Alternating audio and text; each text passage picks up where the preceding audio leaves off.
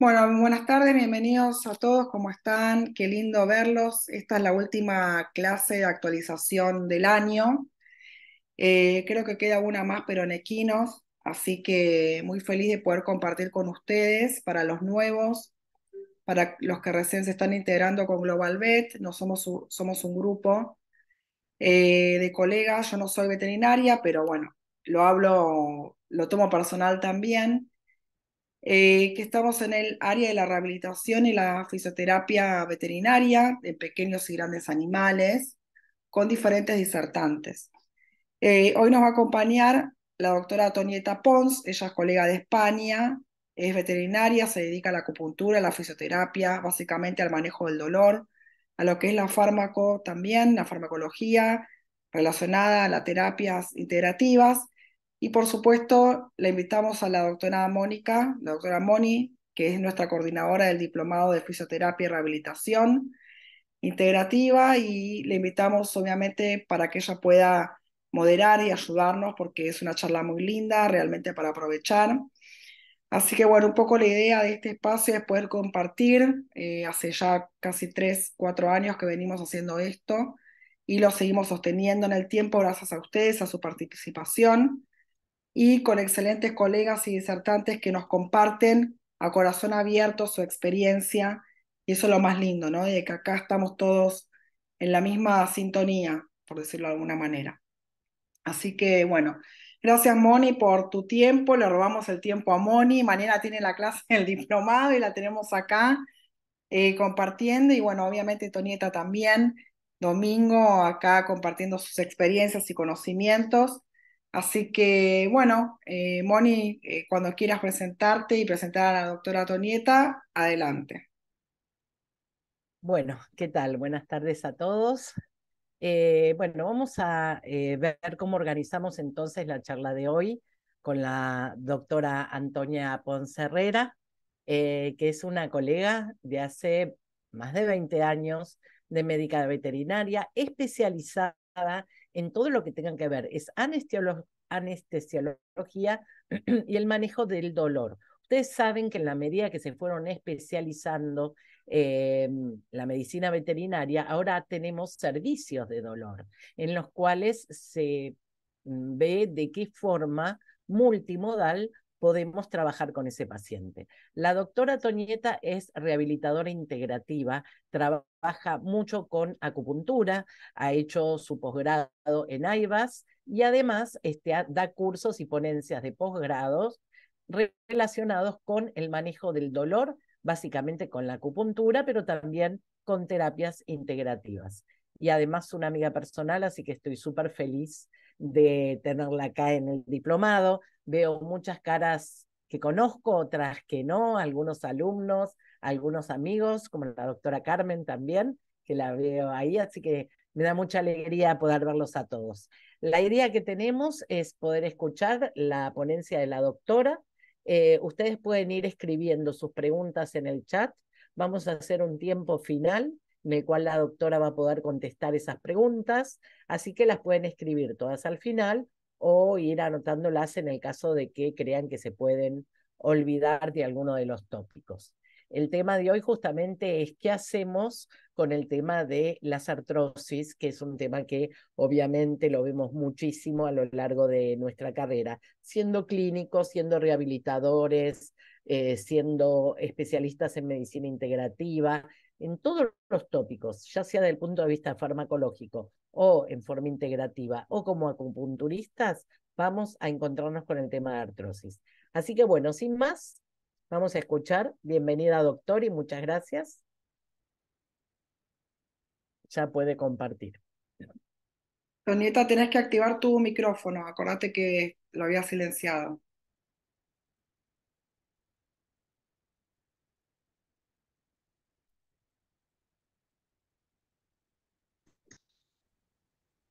Ya está.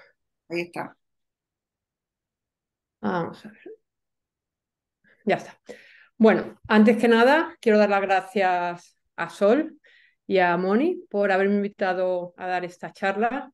La verdad es que tengo mucha ilusión por poder participar En GlobalVet, primero porque tuve la suerte de descubrirlos en tiempo de pandemia y luego por lo que decía Moni, porque ya nos une una amistad personal y tuvimos la suerte además de conocernos este año en Valencia. Y bueno, la verdad es que muy ilusionada por haberme invitado a dar esta charla y a poder compartir con vosotros mi experiencia y lo último que hay escrito sobre el manejo de la osteoartrosis tanto en la especie felina como en la especie canina. Lo primero que vamos a hablar es sobre la definición. Bueno, no podemos empezar esta charla sin definir lo que es la osteoartrosis, que es un trastorno progresivo y degenerativo de las articulaciones sinoviales. Se va a producir un daño a nivel del cartílago articular y se va a formar y se va a producir una remodelación ósea con la formación de nuevos osteofitos. En medicina humana, el desarrollo de la osteoartrosis está más relacionado con el desgaste de las articulaciones relacionadas con la edad. Pero en medicina veterinaria, en los últimos años, lo que se ha visto es que este desarrollo de la osteoartrosis está más relacionada, por un lado, con una lesión traumática en las articulaciones y por otro lado está relacionado con la enfermedad del desarrollo, pacientes que tienen predisposición genética a tener esta enfermedad. Lo que se ha visto en los últimos tiempos es que el 40% de perros mayores de 4 años tiene signos de osteoartrosis ya. En la población felina es el 40% el que tiene ya signos de osteoartrosis y gatos mayores de 12 años tienen un 90% problemas de osteoartrosis. Con lo cual, no esperemos a encontrarnos pacientes gerontes, pacientes de 12 años que vienen ya con cojeras, con dolor crónico, sino lo que tenemos que buscar son este tipo de pacientes, pacientes jóvenes, pacientes que no tienen signos de dolor, pero que ya empiezan a desarrollar a nivel de radiológicamente signos de osteoartrosis y ahí ya podemos hacer cosas para frenar la enfermedad a nivel sintomatológico y sobre todo darle una mejor calidad de vida a estos pacientes. Hay ciertos factores que van a empeorar la enfermedad de la osteoartrosis. Por un lado, la obesidad.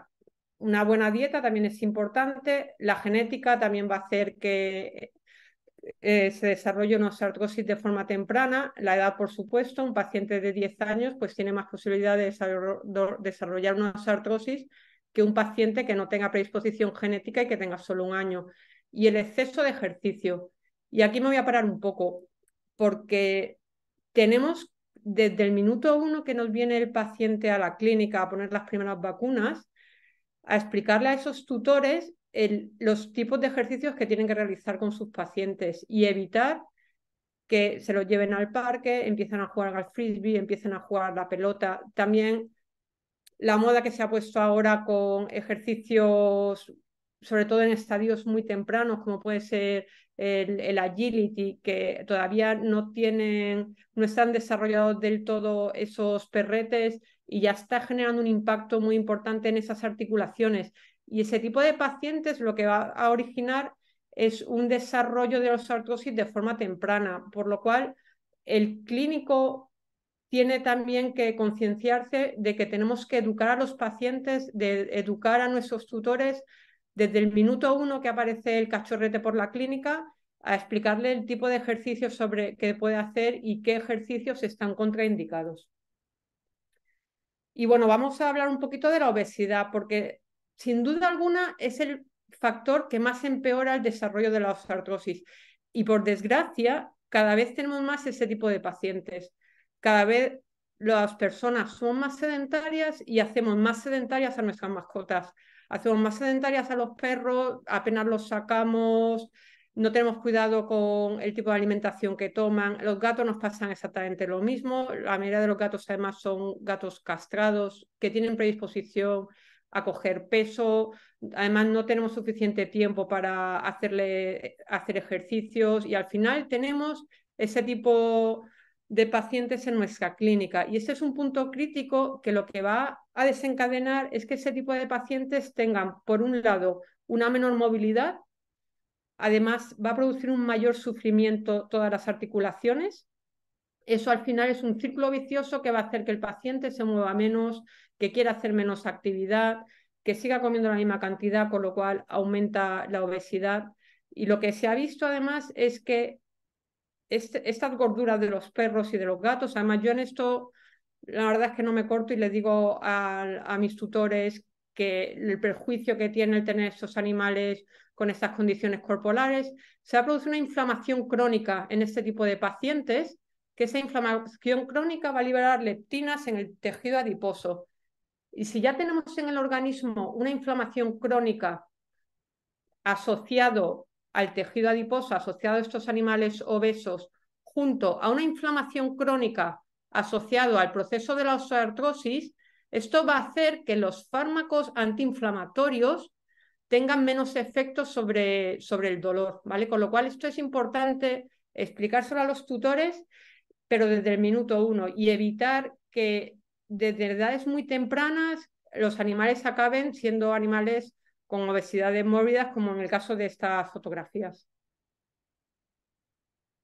Es importante hacer un buen diagnóstico en este tipo de pacientes, con lo cual vamos a hacer una buena anamnesis y tener una historia clínica de estos pacientes, conociendo su estado general de salud, si tenemos alguna enfermedad concomitante.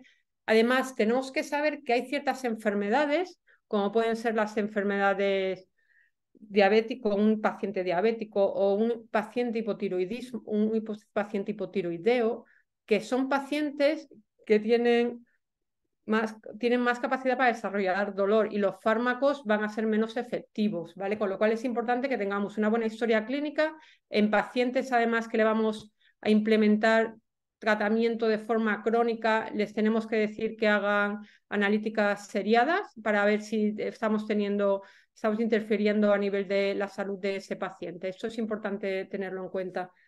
Luego, además, vamos a hacer pruebas diagnósticas, como puede ser unas radiografías, y pongo esta radiografía en concreto porque es importante que tengamos buenas radiografías. Yo hago clínica ambulante en Madrid y mis compañeros me envían casos y normalmente me llaman, me envían un caso y yo les suelo pedir antes de ver a los pacientes el que me manden los informes, el que me manden las radiografías.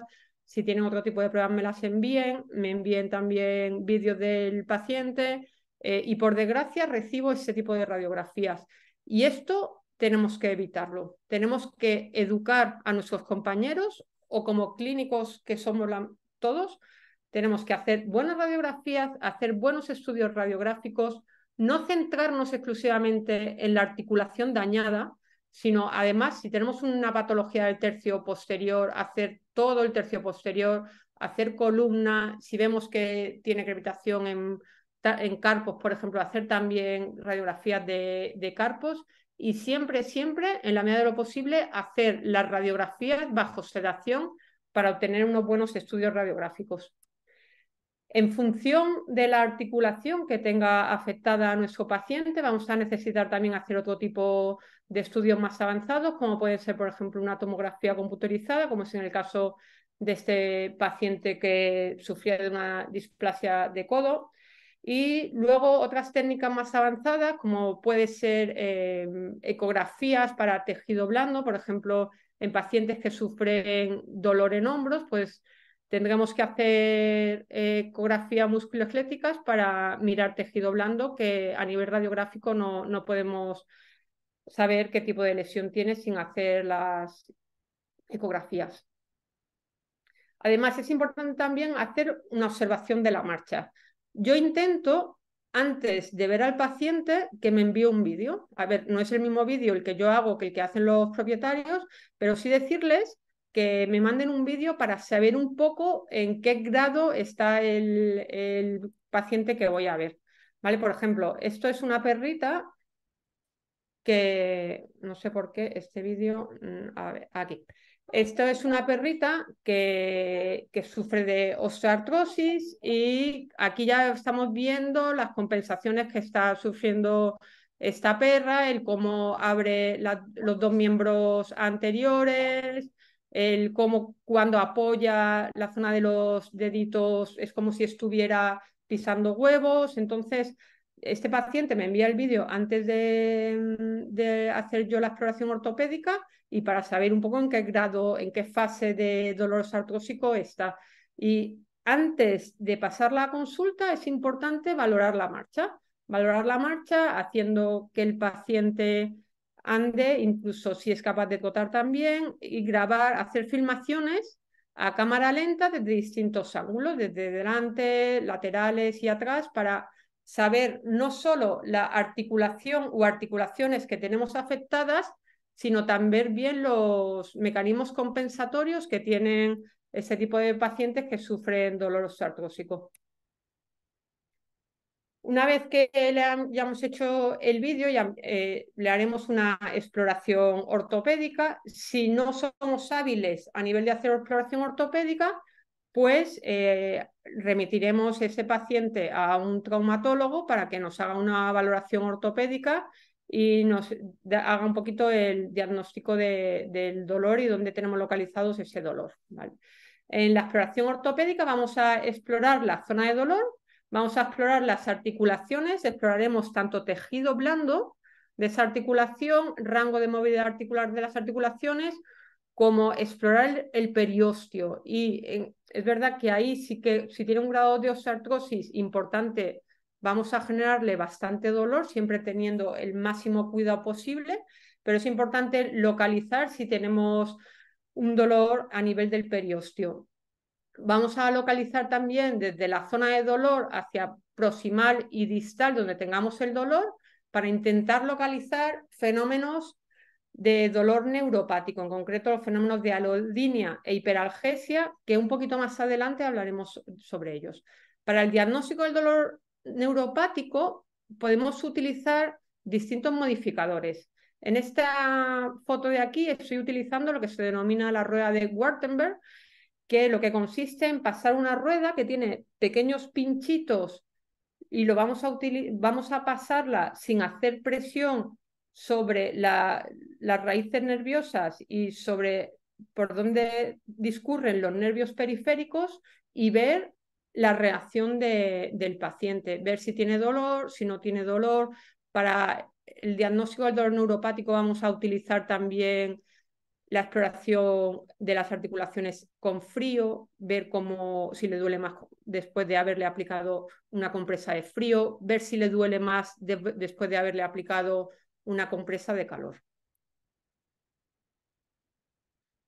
Y es importante el saber diferenciar un tipo de dolor u otro. ¿Por qué? Porque en función del tipo de dolor que tenga mi paciente, emplearé un tipo de fármaco o emplearé otro tipo de fármaco. Porque si no tiene un dolor neuropático y le meto un fármaco para el dolor neuropático, no va a hacer absolutamente nada. Si en ese momento no tiene un dolor inflamatorio y le meto un AINE, tampoco va a hacer absolutamente nada. Si no se diagnostica un dolor miofacial, no vamos a conseguir un completo tratamiento del dolor de forma multimodal. De ahí que sea sumamente importante el saber diferenciar y el saber decir qué tipo de dolor tiene mi paciente para elegir el fármaco o la terapia adecuada. Así, en procesos agudos se va a producir un dolor inflamatorio y este perro o este gato va a empeorar en reposo. Si tenemos ya instaurado un dolor crónico, cuando se produce un proceso inflamatorio, el dolor va a ser sordo, se va a poder producir una reagudización de ese dolor y además va a producir también un dolor irruptivo.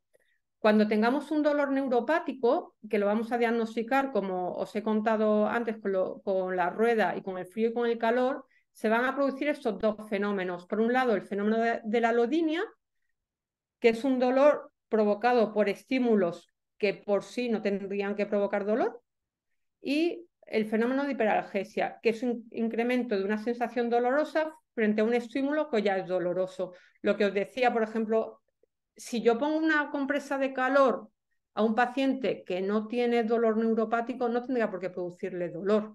Pero si tiene dolor neuropático y yo le pongo una compresa de calor o le pongo una compresa de frío y luego vuelvo a hacer la manipulación de esa articulación y le provoca dolor, ahí me está diciendo que tiene un dolor neuropático. El dolor miofacial, aunque más adelante vamos a hablar sobre él, es importante el saber diagnosticarlo, porque es muy limitante en este tipo de pacientes que sufren de osteoartrosis crónica, con dolor crónico. Es un dolor que se va a producir en bandas musculares y que al palpar ciertos puntos gatillos van a provocar un dolor específico y además van a generar un dolor referido. Además, deciros ya que este dolor miofacial, ningún fármaco que yo le dé vía oral va a conseguir controlar ese dolor miofacial. Ese dolor miofacial solo lo vamos a conseguir controlar mandándole a compañeros que hagan rehabilitación o acupuntura, que lo tratarán con ciertas técnicas, con ciertos agentes físicos o, en último grado, inyectándoles, pero sabiendo primero diagnosticar ese dolor, inyectándole distintos fármacos. Además, también es importante saber que este tipo de pacientes con dolor osteoartrósico se van a producir cambios mecánicos en las articulaciones.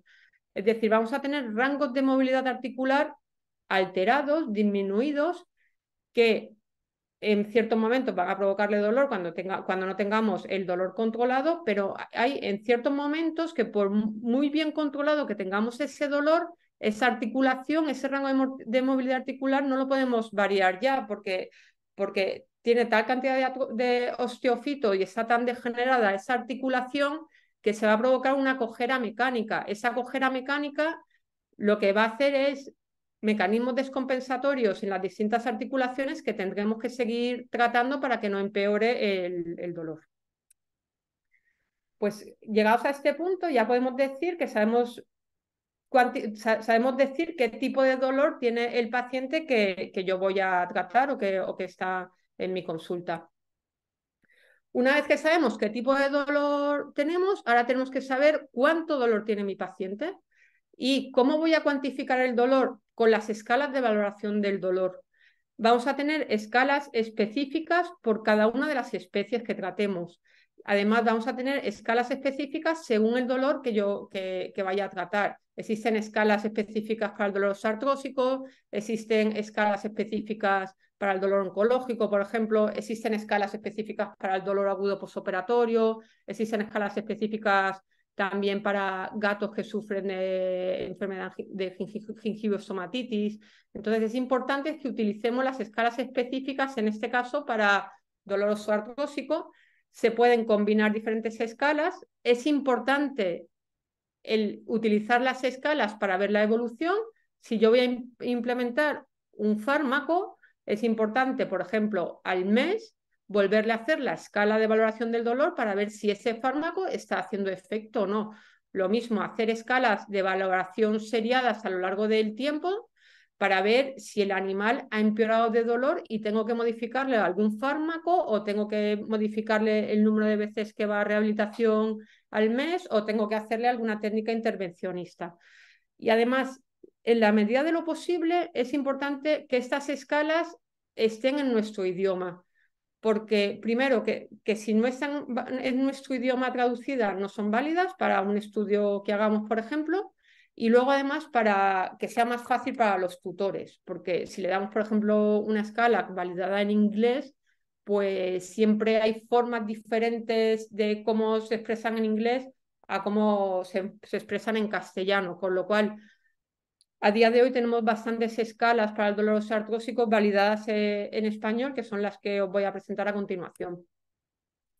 Las escalas, además de valoración del dolor, es importante que siempre sea el mismo tutor quien las rellene, porque no es lo mismo la apreciación de un tutor con respecto a otro.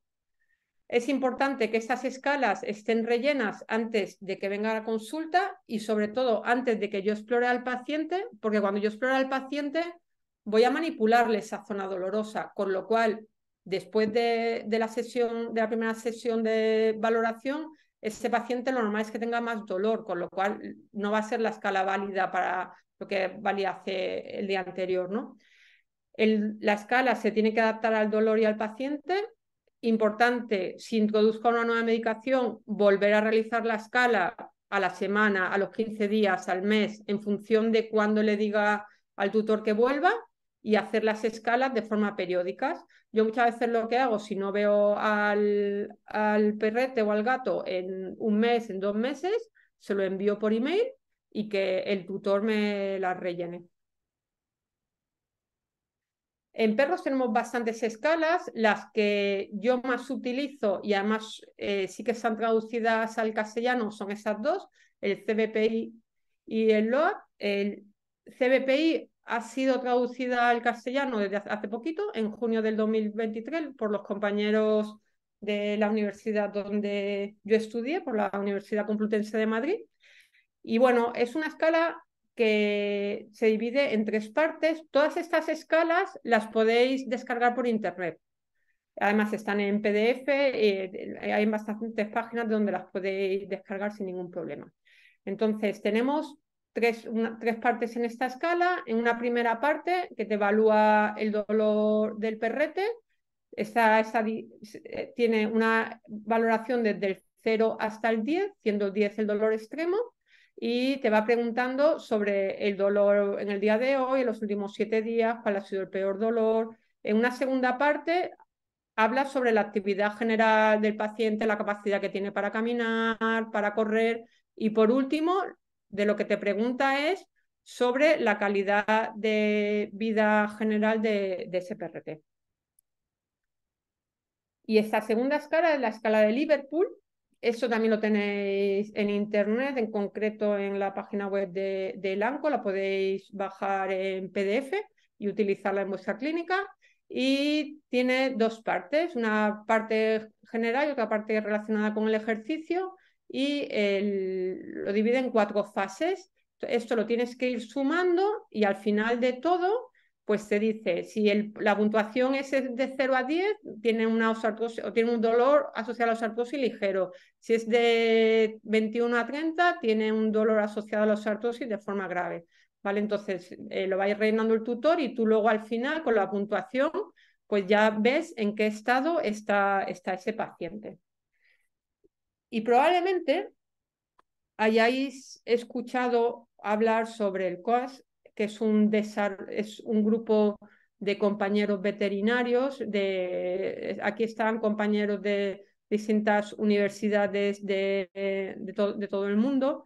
Tenemos a Pedro Sousa, que es un compañero portugués que trabaja en España desde hace un montón de años y la verdad es que es un reconocido en España. Y bueno, él participa en este paper desde el principio.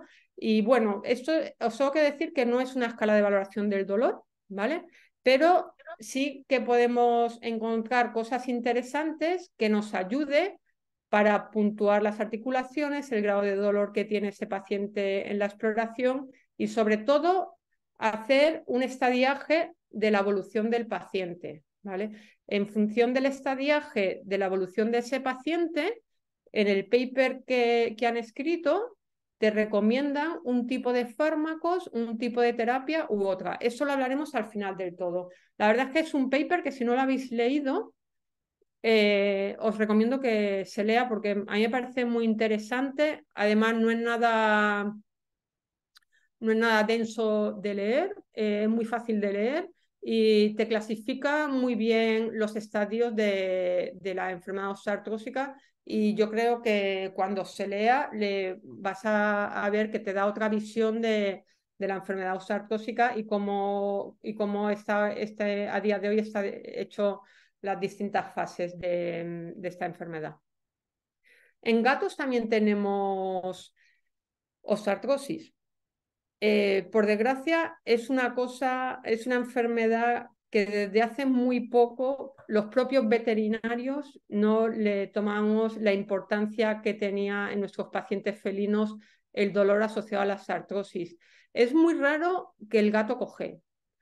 Entonces, no busquemos la cojera para decir que ese paciente tiene dolor crónico o ese paciente puede sufrir de un proceso artrósico. Son otros signos los que nos va a hacer sospechar que nuestro paciente felino sufre de dolor artrósico.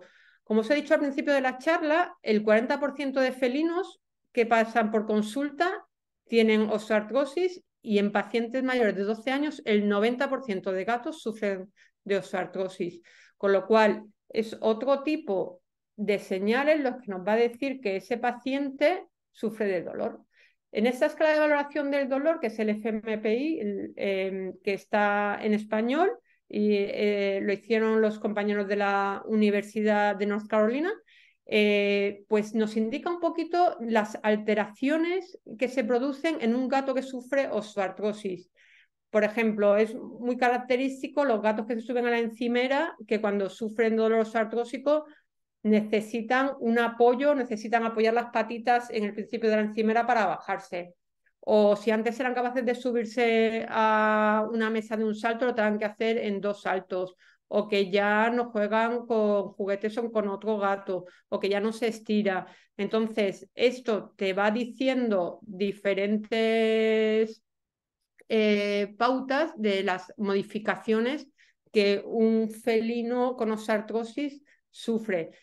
Pero también es recomendable que este tipo de preguntas en la clínica diaria se la empecéis a hacer a los tutores en vuestra exploración general, porque lo vuelvo a decir, el gato no va a cojear, pero el gato va a sufrir dolor. Entonces es importante que nosotros eduquemos a los tutores para que ellos se vayan dando cuenta de estas posibles modificaciones en gatos que ya van teniendo cierta edad.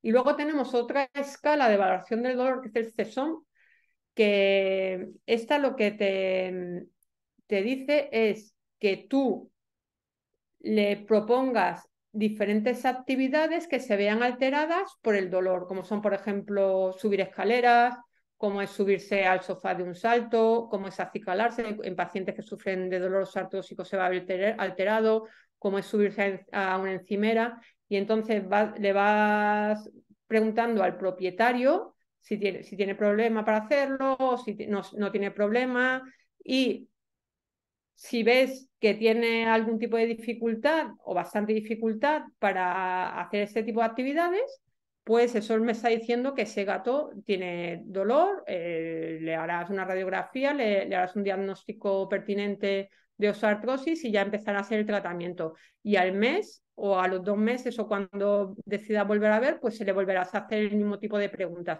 Puedes combinar las 2 escalas que os he comentado de todos modos para el tema de los gatos, lo mismo que para el tema de los perros. Pero sí que es importante en gatos también hacer escalas. Pues ya sabemos el tipo de dolor que tiene nuestro paciente, ya sabemos cuánto dolor tiene nuestro paciente o cómo cuantificar ese dolor con las diferentes escalas, con lo cual lo que tenemos en nuestro paciente es un problema que tenemos que darles soluciones.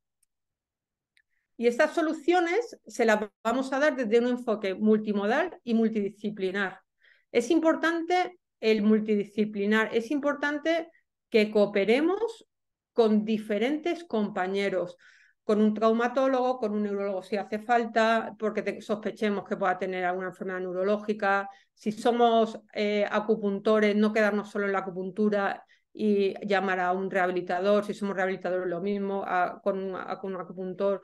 Si vemos que nos quedamos cortos y le hace falta algún tipo de infiltración, remitirlo a un compañero de anestesiólogo y de clínica del dolor, porque es la forma eficaz de tratar este tipo de pacientes, sobre todo en estadios muy avanzados de dolor.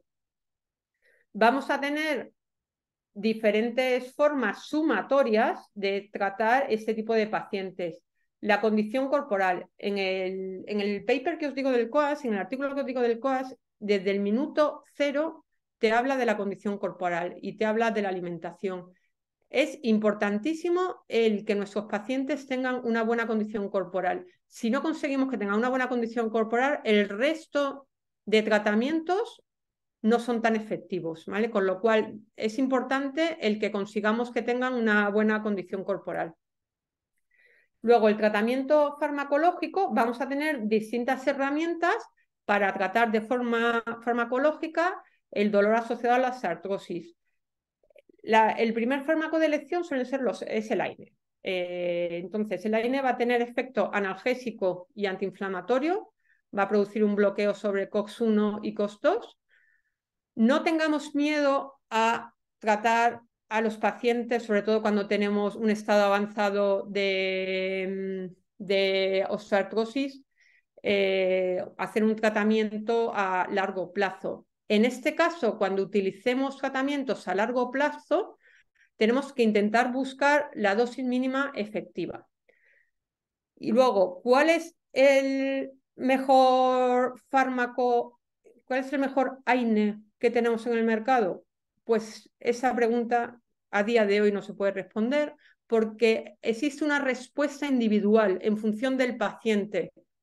Entonces, ¿habrá pacientes que le vaya mejor un Previcox? ¿Habrá pacientes que tengan mejor respuesta ante un Robenacoxib o ante un Meloxicam? Si empezamos con un AINE en concreto y vemos que no está teniendo respuesta, tenemos que evaluar de nuevo al paciente y decir, ¿por qué no está respondiendo mi paciente? Si la sospecha es que tenemos un proceso inflamatorio, podemos pensar que es que ese AINE no le está haciendo el efecto deseado, con lo cual intentaríamos con un nuevo AINE. Entre un AINE y otro tenemos que hacer un periodo de lavado de 24 horas. Esto también es importante que lo sepáis. Siempre dejamos 24 horas sin que tome ningún AINE para empezar un nuevo AINE.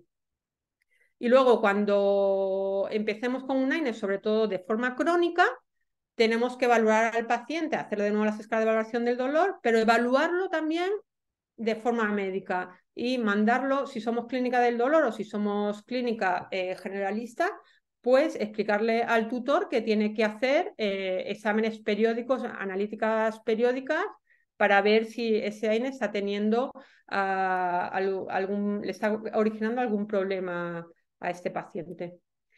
¿Y qué nos pasa en los gatos mayores que tienen una enfermedad renal crónica, que tienen además osteoartrosis? Pues que muchas veces nos da miedo ponerles un tratamiento crónico con un AINE, pero lo que se ha visto en los últimos años es que tratamientos crónicos con dosis bajas por encima de 6 meses, en concreto con el Meloxicam, por ejemplo, no se producía ningún tipo de alteración a nivel de la concentración urinaria, ni tampoco en los valores de creatinina ni de urea. Con lo cual, y lo mismo nos pasa con el Robenacoxib. Lo que pasa es que el Robenacoxib, el estudio en concreto, lo hicieron a 28 días. Con lo cual, no tengamos miedo a utilizar los AINES a dosis bajas. No tengamos miedo a utilizar los AINES en gatos que tienen enfermedad renal crónica, porque más miedo da que esos pacientes tengan dolor crónico, porque da más miedo la repercusión de ese dolor crónico en nuestros gatos, en nuestros perros, que provoca una hipertensión sistémica, que provoca un aumento del cortisol, que provoca que el animal esté más decaído, quiera jugar menos, una disminución del apetito, una glucemia más alteradas, y eso sí que va a desencadenar que se pueda producir un deterioro de esta enfermedad renal crónica, con lo cual no tengamos miedo a utilizar AINES en animales gerontes, AINES con enfermedades sistémicas, siempre y cuando tengamos los controles pertinentes sobre ese tipo de enfermedades. Yo sé que no en todos los países tenéis los anticuerpos monoclonales y que en Argentina llegó, sí, por lo que tengo entendido, ¿no? No sé, Sol, si tienes idea o No, alguien de Argentina. Moni. A ver, Moni. Yo creo que No, Moni dice llegó. que no. No, no llegó a Argentina. Bueno, pues ya llegará. En breve. El año que viene llegan. ¿Ha llegado? El año que viene. El año que viene. No, Vale. todavía no, Toñeta, todavía no Vale, están. vale, pues pensé que había llegado ya. Bueno, los anticuerpos monoclonales en España llegaron en plena pandemia, que vamos, nos la liaron gorda porque de repente desaparecieron los anticuerpos monoclonales y los que sois de España lo conocéis, que lo que pasó, bueno, eso es una anécdota, pero os la cuento. El excipiente que utilizaban en el laboratorio de anticuerpos monoclonales era el mismo excipiente que la vacuna de Pfizer, con lo cual entraron muy fuerte en el mercado y tal cual desaparecieron del mercado. Y bueno, luego ya volvieron de nuevo a aparecer, pero bueno, desde hace poquito que los estamos utilizando aquí en España. Son glucoproteínas que actúan sobre dianas analgésicas específicas, van a actuar sobre el factor de crecimiento nervioso, que este factor de crecimiento nervioso son mediadores que aparecen en el tejido dañado, tienen función nociceptiva y además van a producir una amplificación de la señal del dolor. Es importante saber que son fármacos biológicos específicos de especies. Vamos a tener uno concreto para el perro y uno concreto para el gato. Y además, al ser anticuerpos monoclonales, en algunos pacientes lo que hemos visto es que provocan autoanticuerpos, con lo cual no les hacen efectos. Hay pacientes que los provocan desde la primera inyección, son inyecciones mensuales. Es verdad que en ciertos pacientes se puede intentar adelantar la inyección si vemos que solo tiene efecto 3 semanas o así, pero lo que no te recomiendan es atrasarla, porque es un fármaco que es un pelín caro, hay tutores que intentan retrasarlo, pero no se recomienda. Es importante saber que tiene efecto analgésico, pero no tiene efecto antiinflamatorio, con lo cual habrá momentos de la enfermedad osteoartrósica que aparte del anticuerpo monoclonal tendremos que utilizar un antiinflamatorio y se pueden combinar sin ningún problema. Y luego también lo que ha pasado aquí en España es que empezó a utilizarse para todo. O sea, perro que venía con dolor crónico, le metían el anticuerpo monoclonal. Y es un fármaco que es muy concreto para el dolor osteoartrósico. Para el dolor neuropático no tiene efecto. En gatos sí que parece ser que tiene efecto para el dolor asociado a la gingivostomatitis crónica, pero es muy concreto para el dolor osteoartrósico. Y luego, aunque no está y no hay ningún paper que así lo diga, pero compañeros especialistas en oncología sí que están desaconsejando el uso de ese tipo de fármacos en pacientes con un tumor activo o procesos tumorales que no están activos. Se ha visto que pueden activarlos de nuevo. En medicina humana sí que está totalmente desaconsejado ese tipo de fármacos de anticuerpos monoclonales con pacientes oncológicos. Todavía no hay nada escrito en veterinaria, pero bueno, yo hablando con compañeros especialistas en onco sí que lo están desaconsejando. Y yo lo estoy desaconsejando en pacientes con procesos tumorales el empleo de este tipo de fármacos. Otro tipo de fármacos que tenemos son los gabapentinoides, la gabapentina y la pregabalina.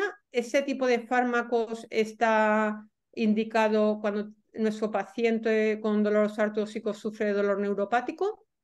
Está relacionada estructuralmente con el ácido gamma aminobutírico y el mecanismo de acción es porque se une a la unidad de los canales de calcio y va a inhibir la liberación de ciertos neurotransmisores y además va a producir bloqueo de la formación de nuevas sinapsis. Y luego también importante saber que a dosis altas va a provocar un efecto sedante. Es verdad que, sobre todo en clínica de gatos, a veces podemos aconsejar ese tipo de fármacos antes de venir, por ejemplo, a sesiones de rehabilitación, si el gato se estresa en la consulta o antes de venir a la consulta periódica, pero a dosis que a veces no son tan altas sí que pueden producir somnolencia en algunos pacientes. Entonces, en estos casos, yo lo que suelo hacer es bajar la dosis o si estoy utilizándolo cada 8 horas, meterlo a lo mejor cada 12 horas. Jugar un poquito con la dosis de este fármaco porque es muy individual el efecto de un paciente a otro. El paracetamol o acetaminofén también es un fármaco que se utiliza para el tratamiento del dolor osteoartrósico, solo tiene efecto analgésico, es un fármaco que vamos a utilizar de rescate. Se va a producir una inhibición de la COX-3 con este fármaco y va a tener un efecto débil sobre la COX-1 y la COX-2. Además tiene efecto sobre el sistema endocannabinoide. Se puede combinar con AINES o se puede combinar con corticosteroides, se puede utilizar con otro tipo de fármacos, pero lo que sí es importante saber que se tiene que utilizar en periodos cortos. Hay muy poca bibliografía para el dolor crónico, no hay ninguna.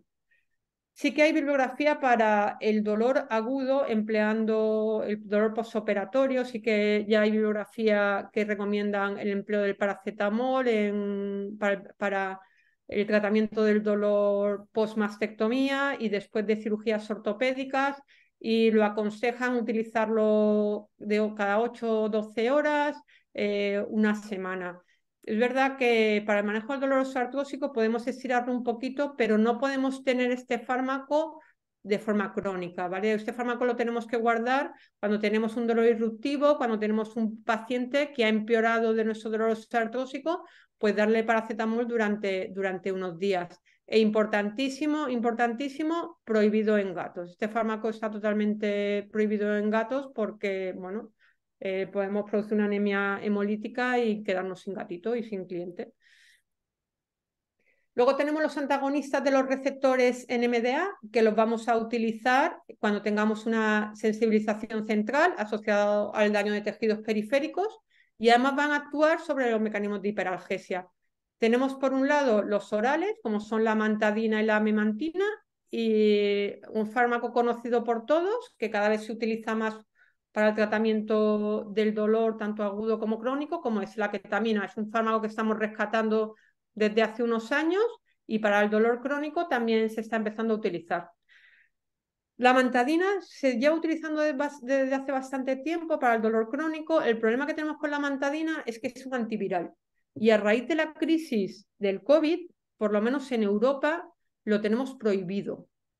Porque a raíz de la crisis del COVID salió una comunicación diciendo que los fármacos antivirales solo se podían utilizar para procesos virales.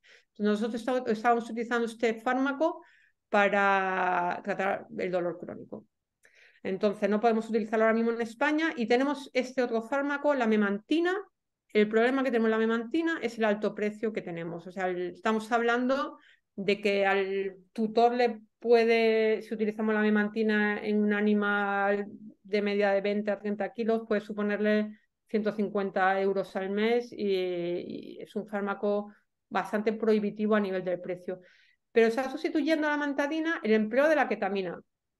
No, a día de hoy no hay estudios de dosificación ni estudios de intervalos de cuándo utilizar la ketamina ni cada cuánto. Mi experiencia clínica, yo utilizo a dosis de 0,5 a 1 miligramo kilo subcutáneo una vez por semana y luego, a medida que me va haciendo efecto, lo voy poniendo cada 15 días, una vez al mes o a veces lo utilizo de rescate. Un paciente que me ha empeorado, utilizo la ketamina subcutánea seriada una vez por semana y cuando consigo que baje al nivel de dolor que estaba antes de esa reagudización del dolor, se la retiro. Tengo pacientes que sí que utilizo la ketamina de forma periódica. ¿Te duele todavía? También podemos utilizar la ketamina como rescate para el dolor osteoartrósico en animales que han empeorado mucho y hacer a lo mejor algún tipo de infusión empleando la ketamina, pero esto ya son tratamientos que hay que hacerlo en un hospital y bueno, bueno, lo de la ketamina subcutánea también no se lo podemos dar al propietario para que lo haga, lo tenemos que hacer nosotros en clínica.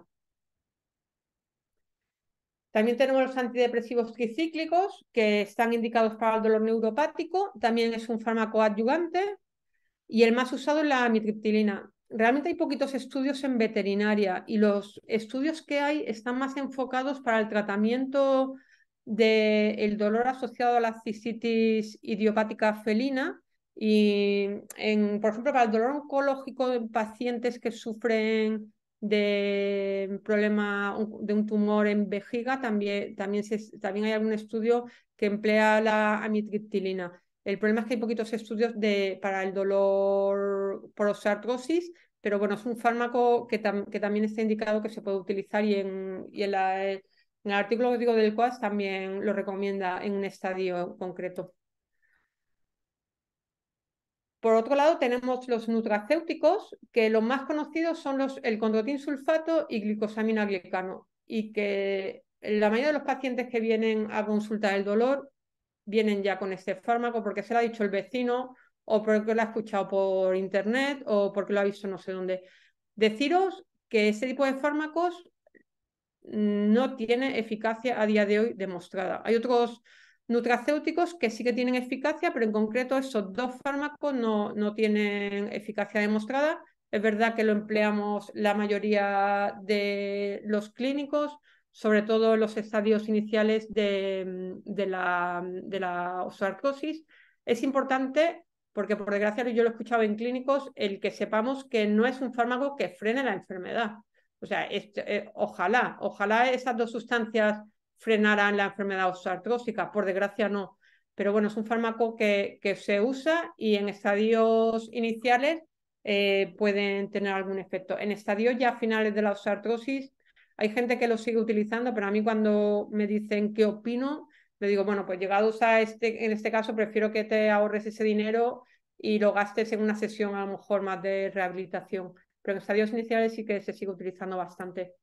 El que sí que tiene evidencia científica es el colágeno tipo 2, que además este paper es de hace bien poco, es un mes escaso tiene este paper, que habla sobre el empleo de un fármaco que tenía colágeno tipo 2 y Boswellia serrata, que es también un fármaco natural. La Boswellia en concreto se utiliza bastante en la India y tiene efecto analgésico y antiinflamatorio.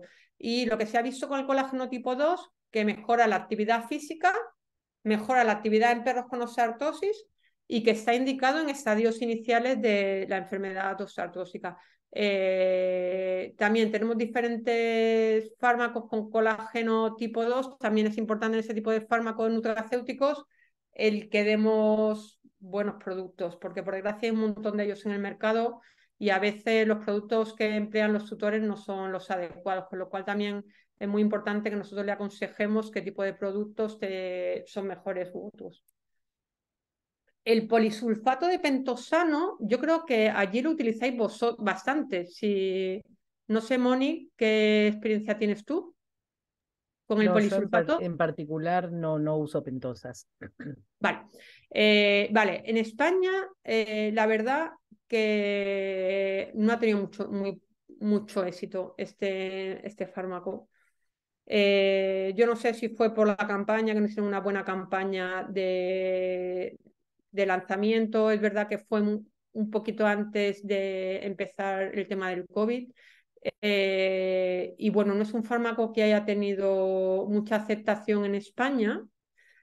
Es un fármaco también inyectable a nivel subcutáneo, es un fármaco antitrombótico, va a reducir la degradación del cartílago articular, perdón, y va a mejorar el flujo sinovial y va a estimular la síntesis de hialuronato. Está indicado en estadios iniciales de la enfermedad. Yo cuando salió sí que lo utilicé al principio con mejoría evidente. Es verdad que llegaba un momento en que la mejoría no era tan evidente. Las primeras veces que lo ponía sí que me mejoraba el dolor en los pacientes, pero luego se volvía a estancar. Y a día de hoy ha sido muy sustituido por los anticuerpos monoclonales. Se utiliza muy poco este fármaco. Yo creo que tengo ahora mismo un paciente con él, no tengo más, porque es verdad que los anticuerpos monoclonales lo han sustituido mucho y tampoco fue un fármaco que tuviera mucho boom en España. Los ácidos grasos omega 3, omega 6, este tipo de fármacos sí que hay que priorizarlo. Es verdad que existen piensos que ya tenemos en la composición del pienso omega 3 y omega 6. Sí que se ha visto que tiene efecto antiinflamatorio en la membrana articular, perdón, y sí que tenemos evidencia científica demostrada que el empleo de estos fármacos el empleo de estos nutracéuticos tienen efecto antiinflamatorio, con lo cual sí que es importante el que implementemos este tipo de nutracéutico en nuestros pacientes. Y por último, el cannabidiol, que bueno, la verdad es que es un fármaco que en mi experiencia clínica es un fármaco que a mí me gusta bastante. Hándicap que tenemos con este fármaco, que hay que darle un cannabidiol bueno, hay que darle un CBD bueno. En el mercado tenemos tropecientos mil CBDs, tropecientos mil fármacos que contienen CBD, pomadas, de todo, y el problema que tenemos que hay algunos que tienen muy poco porcentaje de CBD, con lo cual volvemos a lo mismo. Es importante que conozcamos los distintos fármacos que contienen CBD para introducirlo a nuestros pacientes. Se ha visto que tiene efecto antiinflamatorio, se ha visto que tiene efecto analgésico y además se ha visto que mejora la calidad de vida.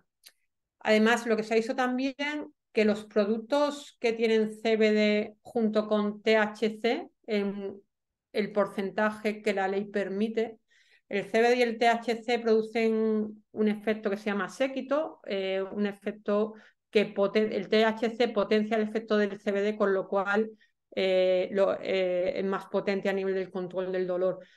Busquemos esos fármacos. En España, sí, a nivel veterinario sí que tenemos ese tipo de fármacos, a nivel de humana no, pero a nivel de veterinaria la legislación sí que lo permite, con lo cual es importante que busquemos ese tipo de fármacos y busquemos también la dosis. La dosis es muy variable entre unos papers y otros.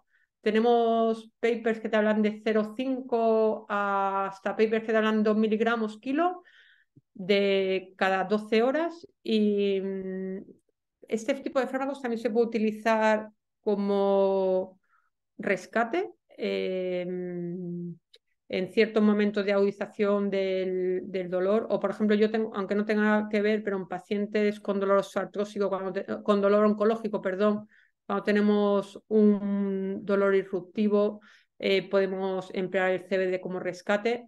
Y ya se está empezando a utilizar el cannabidiol para el dolor agudo, pero emplearlo utilizándolo días antes al proceso quirúrgico que vayamos a realizar. Vamos a tener también diferentes técnicas invasivas. Cada vez es más habitual emplear técnicas invasivas en nuestros pacientes. En pacientes, por ejemplo, que no toleren la medicación, podemos emplear esas técnicas invasivas. En estadios avanzados de la osteoartrosis vamos a emplear ese tipo de técnicas invasivas. A veces nos llegan pacientes, pues sobre todo a rehabilitación, en estadios muy avanzados. Por desgracia, los rehabilitadores, aquí en España, por lo menos yo, bueno, a mí y a mis compañeros rehabilitadores, yo a veces lo digo a mis compañeros, digo, yo no soy Lourdes, o sea, Lourdes es una virgen muy famosa de milagros, pues nos llegan pacientes pensando que somos la virgen que va a hacer los milagros con ese tipo de pacientes.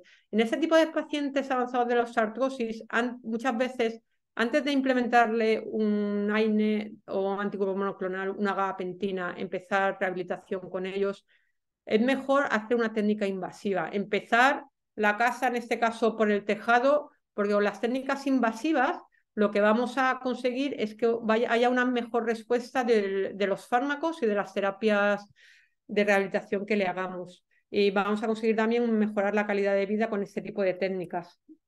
Ese tipo de técnicas hace falta que lo hagan compañeros que sepan ese tipo de técnicas. Muchas veces tendremos que remitirles a un médico, a un veterinario traumatológico, a un veterinario anestesiólogo. Se pueden hacer infiltraciones intraarticulares, se pueden hacer también bloqueos ecoguiados, se pueden hacer también epidurales, por ejemplo, epidurales altas, bajas, en función de donde tengamos el dolor. Y bueno, es importante que sepamos que existen y que sepamos a qué compañeros podemos remitirles. Se pueden emplear diferentes fármacos en las diferentes técnicas en función de lo que estemos buscando. Si queremos buscar un efecto antiinflamatorio, utilizaremos un cóctel a lo mejor de corticosteroides con anestésicos locales y opioides. Si queremos tener efecto regenerativo y analgésico, utilizaremos a lo mejor el ácido hialurónico y el factor rico en plaquetas. Yo, por ejemplo, esta combinación la utilizo mucho, de ácido hialurónico y factor rico en plaquetas, cuando tengo pacientes en estadios avanzados de dolor osteoartrósico. Podemos emplear también células madre, toxina botulínica. El problema que tenemos aquí, primero, que tengamos compañeros que tengan los medios para utilizarlas, y el problema también de dinero. Y el problema también, a nivel de células madre, es importante también la calidad de las células madre. porque en España hacía años teníamos células madre que yo las veces que la utilicé no vi diferencias significativas a la hora de hacer luego las escalas de valoración del dolor, pero las nuevas que están saliendo sí que parece que sí que están dando buenos resultados. El problema que tenemos aquí es el precio. O sea, el precio de las células madre es bastante alto, sobre todo si tenemos que infiltrar varias articulaciones en un mismo paciente. Sin embargo, con estos otro tipo de infiltraciones, el precio se nos abarata un poquito con los corticosteroides o con el factor rico en plaquetas. La verdad es que el factor rico en plaquetas, mi experiencia personal, bastante bueno, y hay pacientes que tengo que infiltrar cada X meses, pero sí que obtengo buenos resultados con la combinación de ácido hialurónico con el factor rico en plaquetas, porque aparte del efecto analgésico antiinflamatorio, tiene también efecto regenerativo. Y bueno, vamos a hablar un poquito de la fisioterapia y de la acupuntura. El problema que yo veo de la fisioterapia y de la acupuntura es el desconocimiento que tienen los compañeros. Y es que cuando nos envían a fisioterapia y acupuntura, nos lo están enviando tarde. Y es importante nosotros como rehabilitadores, como acupuntores, que eduquemos a nuestros compañeros de medicina interna, a nuestros compañeros de traumatológico, de trauma, o nuestros compañeros de neuro, o nuestros compañeros anestesiólogos, que la fisioterapia y la acupuntura son técnicas que están antes que una técnica invasiva. Son técnicas que están antes que ciertos fármacos, ciertos tratamientos farmacológicos. Están equipados a la condición corporal. Y son técnicas que tenemos que implementar desde el minuto 1 que el paciente muestra signos de dolor. Y esto es algo que tenemos que revertir. Y es tarea de todos intentar revertir esto, que no nos envíen a acupuntura y a fisioterapia en estadios ya avanzados del dolor. Dentro de las técnicas de fisioterapia vamos a tener las técnicas manuales, que nos van a provocar un alivio del dolor. Aquí van a actuar a través de la teoría de la compuerta. Además va a provocar liberación de endorfinas, va a eliminar sustancias nocivas, vamos a provocar una relajación muscular, vamos a mejorar la elasticidad de los diferentes tejidos, se va a producir también una disminución de la tensión y una relajación del paciente.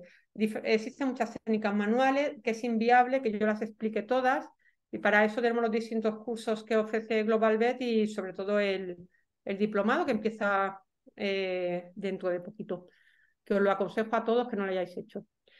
Bueno, y vamos a pararnos aquí un poco. Primero, porque es parte del dolor que sufren nuestros pacientes con procesos osteoartrósicos. Luego, porque cuando controlamos el dolor miofacial en pacientes con osteoartrósicos, mejora muchísimo la calidad de vida. Y por último, porque a mí es un tema que me apasiona, el dolor miofacial y su manejo. El dolor miofacial lo podemos definir como el conjunto de signos y síntomas sensoriales, motores y autonómicos que van a producir los distintos puntos gatillo miofaciales. El punto gatillo miofacial es un foco hiperirritable que se localiza en una banda de la musculatura esquelética, y cuando yo comprimo ese punto gatillo, lo que voy a provocar es un dolor referido característico que le va a provocar una disfunción motora y fenómenos autonómicos. Estos puntos gatillos se pueden originar por diferentes causas, por una sobrecarga mecánica, por un traumatismo, por un músculo contracturado de forma permanente se va a originar un punto gatillo, que además esto lo que va a provocar también es un acortamiento del músculo, con lo cual se va a producir una alteración de la marcha, va a compensar con otras extremidades, se va a generar también más puntos gatillos en otras extremidades, entra en un círculo vicioso de dolor, más dolor, más dolor, más dolor.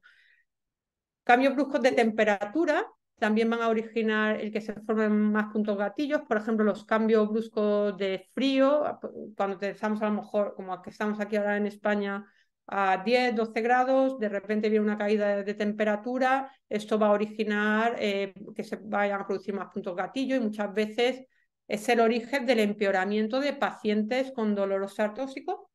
El estrés emocional, radiculopatías, también origina puntos gatillo, enfermedades de hernias discales también van a producir puntos gatillos en los músculos inervados por la raíz afectada.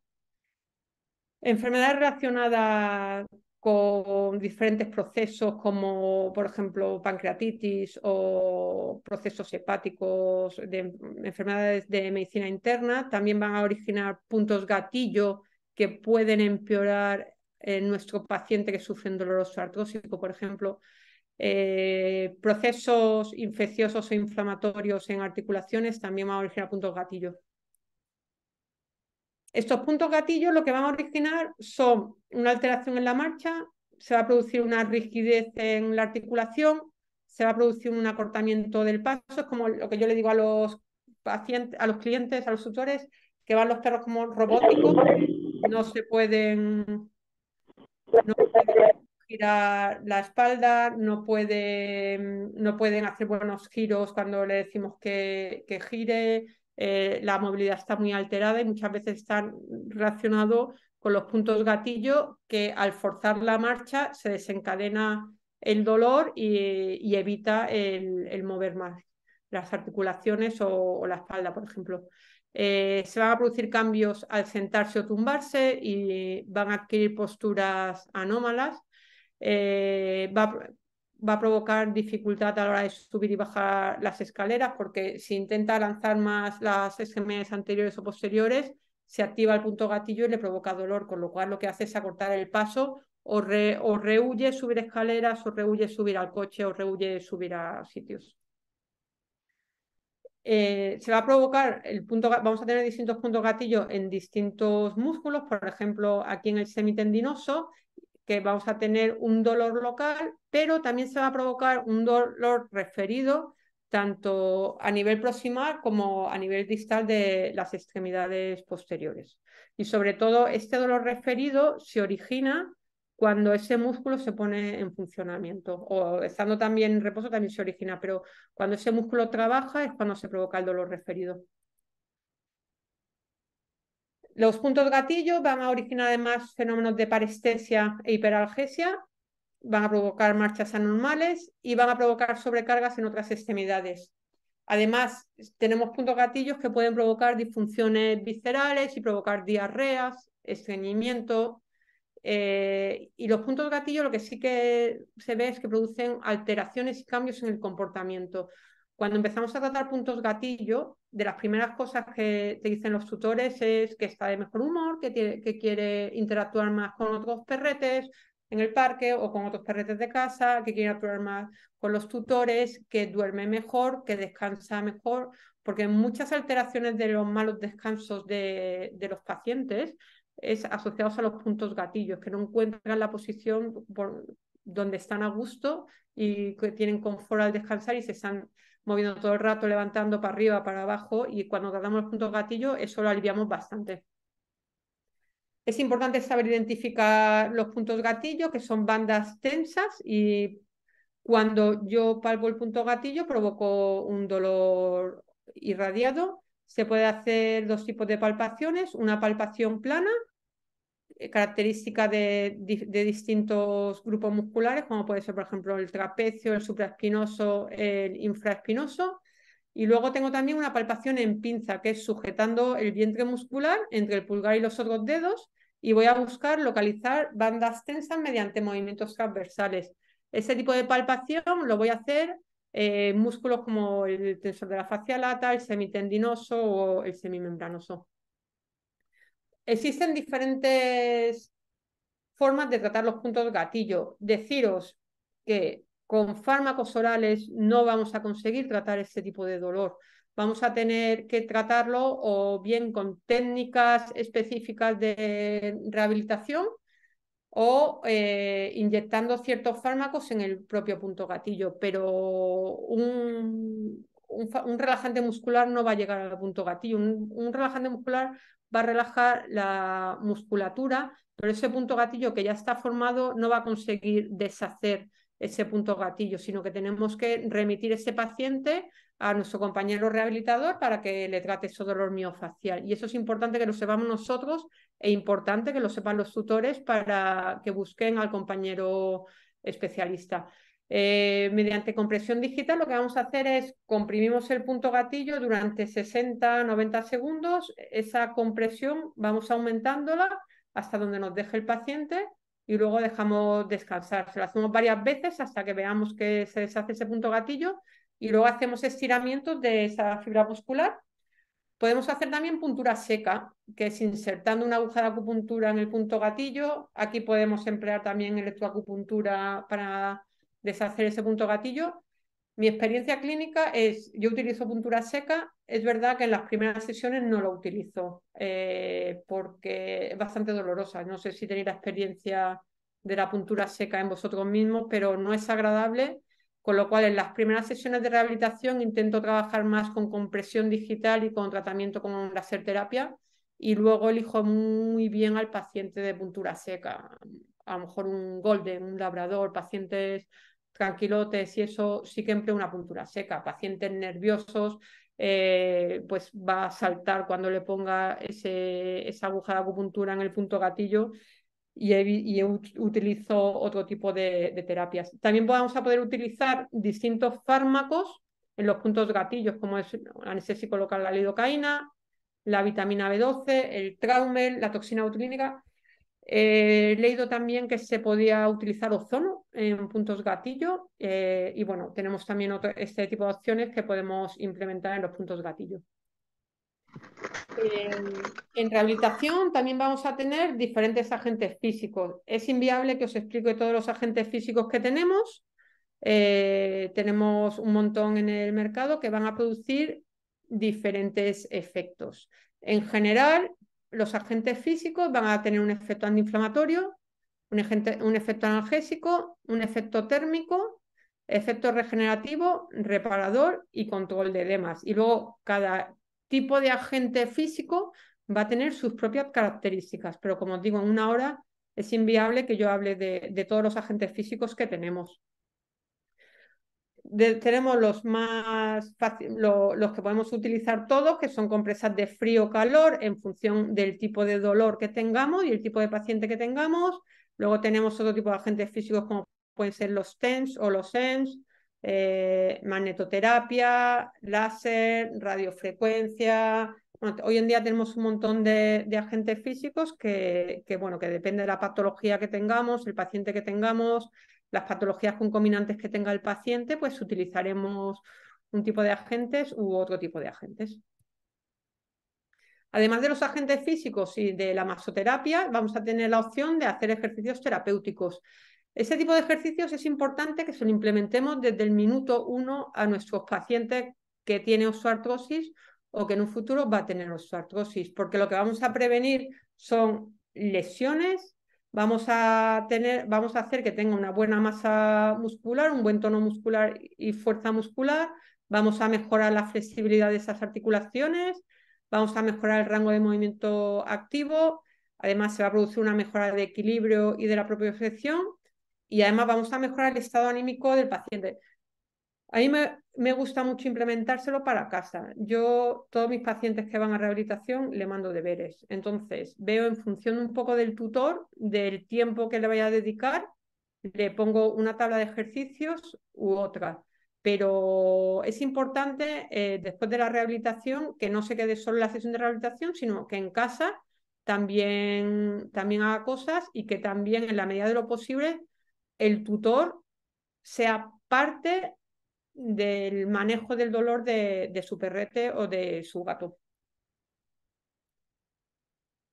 Este es un paciente en una sesión de hidroterapia, que si tenemos la opción y en función de la patología, pues también es una técnica que nos va a ayudar a mejorar el tono muscular, a trabajar sobre el rango de movilidad articular. La acupuntura. No es fisioterapia o acupuntura, es fisioterapia y acupuntura.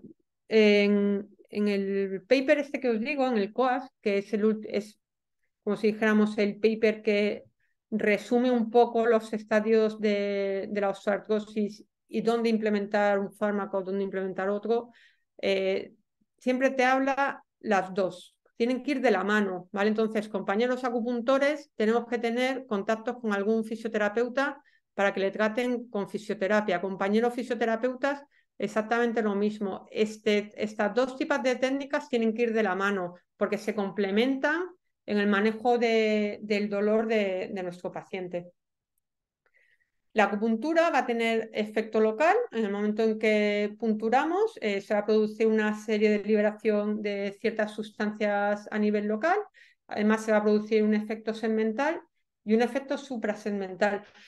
El efecto suprasegmental es importante de la acupuntura porque, bueno, aparte que vamos a tener una relajación de ese paciente, vamos a trabajar también a nivel de la memoria del dolor, ¿vale? Sobre todo a medida que vayamos haciendo sesiones seriadas de la acupuntura, vamos a trabajar sobre la sensibilización central. Y lo mismo que el dolor de forma crónica te produce una alteración a nivel del sistema nervioso central, se ha visto que la acupuntura con sesiones seriadas también te produce una modificación a nivel del sistema nervioso central, ¿vale? Por eso es importante el empleo de la acupuntura en este tipo de pacientes. Cualquier situación clínica que curse con dolor, vamos a implementar la acupuntura. Cuando tengamos un dolor con un perro o un gato que sufre de dolor osteoartrósico, en su fase inflamatoria o en su fase de dolor irruptivo, las vamos a poder implementar. Pacientes con dolor crónico por el dolor osteoartrósico lo vamos a poder implementar. Pacientes con dolor crónico con un componente neuropático, vamos a poder implementar la acupuntura. Y bueno, tenemos diferentes técnicas dentro de la acupuntura. Tenemos las técnicas con aguja. Dentro de las técnicas con aguja también vamos a tener muy variado, desde un diagnóstico bajo la medicina tradicional china hasta craniopuntura Jimsa o Yamamoto o japonesa, que es este paciente que se ha tratado con eso, craniopuntura china. Tenemos también métodos distales como es el método Tu, el método Tang. Podemos estimular las agujas de acupuntura con el electroacupuntor. En función del tipo de dolor que queramos tratar, utilizaremos un tipo de frecuencias u otras. A los tutores podemos enseñarles también el empleo de acupresión en función del dolor de su perrete o gato. Podemos emplear también la mosibustión, que mediante diferentes técnicas es aplicar calor en distintos puntos de acupuntura. Y por último, lo que es lo más moderno de los últimos años es la acupuntura, que es estimulando con nuestro aparato de láser puntos de acupuntura concretos como en este PRT. Y por último, la modificación ambiental. Pues también tenemos que modificar el ambiente de nuestros pacientes en casa. Es importante explicarles al tutor que utilizan camas ortopédicas específicas. Importantísimo el que utilicen suelos antideslizantes, porque la mayoría de los pisos son pistas de patinaje, sobre todo en pacientes que están inestables, y cada vez que se resbale ese perro, cada vez que ese perro tenga que hacer fuerza para sostenerse, eso lo que nos está provocando es más dolor y más formación de puntos gatillo. El aconsejarles, no, el que suban los comederos y los bebederos a la altura de las cervicales para que no tengan que bajar las cervicales y sobre todo no tengan que llevar el peso a las extremidades anteriores, también es importante. El que utilicen arneses específicos, botas cuando tenemos déficit propioceptivos, que los paseos sean sobre suelo, sobre piso de bajo impacto, como puede ser el pasto, como puede ser la arena. El hacer paseos cortos, los paseos que en función de la evolución del paciente, habrá momentos que tengamos que recomendar a los tutores que hagan paseos cortos, y lo que no podemos es llegar a que el paciente te vuelva a casa cojeando. Entonces, eso tenemos que reeducar al tutor para evitar eso. Escaleras o rampas. Esta rampa, por ejemplo, la hizo un tutor que yo trataba su perrete. Y bueno, lo hizo con 3 maderas y esto es suelo de esterillas de estas de yoga. Y esto hay que decírselo desde el minuto 1. O sea, el impacto que genera el que el perro se baje del coche, el que el perro se baje del sofá, es un impacto muy importante para las articulaciones, un impacto muy importante para la columna vertebral. Y no me vale el que el tutor me diga, uy, está mucho mejor porque se vuelve a subir al sofá, está mucho mejor porque se vuelve a subir al coche. Yo cuando me dicen eso, me pueden los demonios, porque digo, es que eso es lo que hay que evitar. Entonces, desde el minuto 1 que tratamos a los pacientes, hay que reeducarles con todas estas modificaciones ambientales.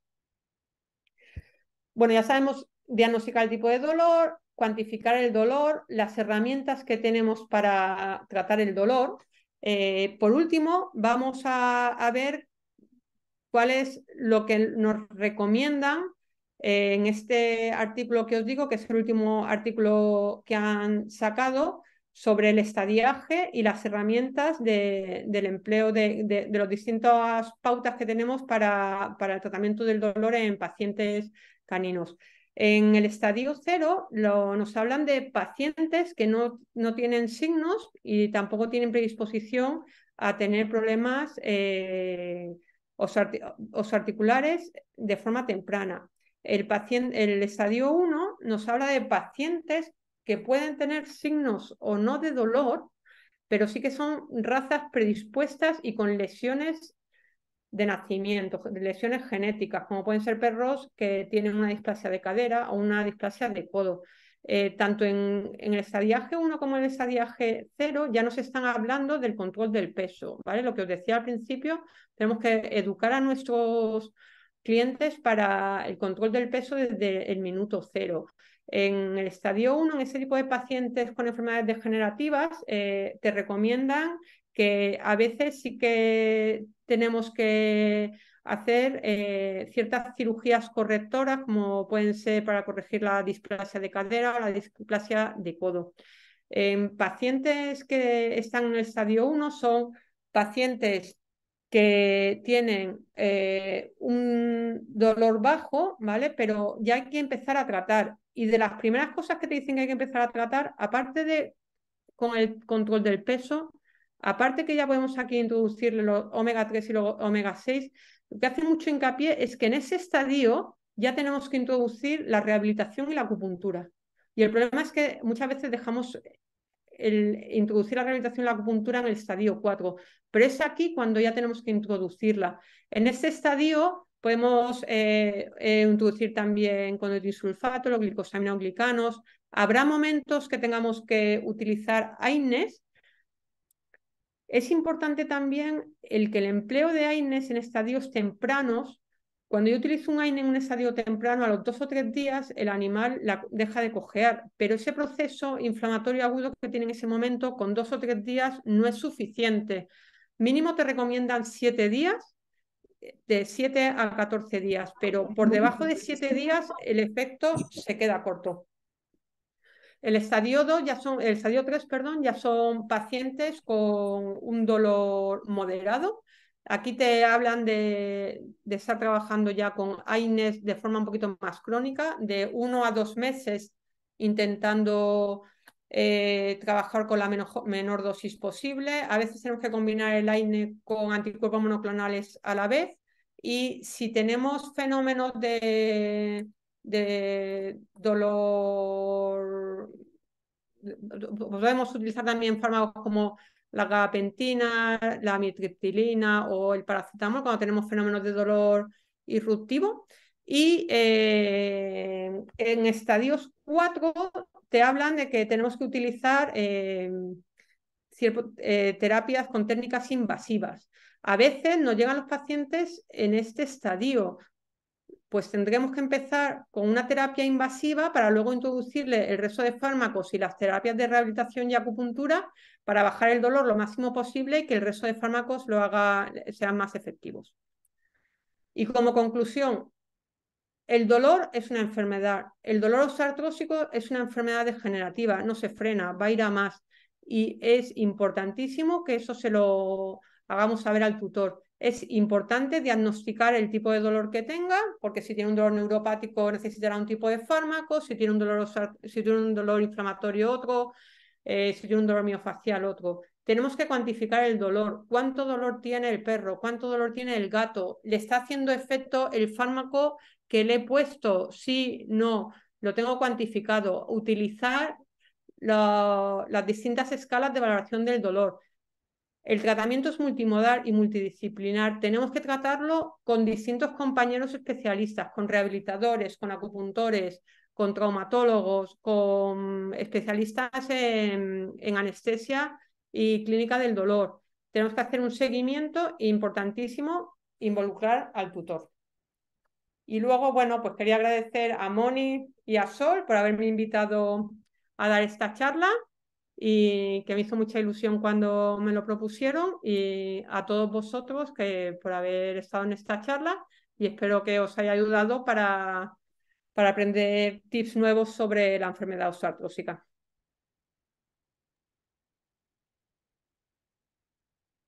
Espera que Bueno, muy bien, muchas gracias. La verdad, excelente pantallazo. Es un tema que podemos estar una vida, ¿no? Dándolo tópico por tópico. Así que la idea es que ahora, por favor, prendan sus cámaras, así la doctora puede interactuar con ustedes y vamos a ir leyendo las preguntas que habían volcado en el chat y algún tema que puede haber quedado, ¿no?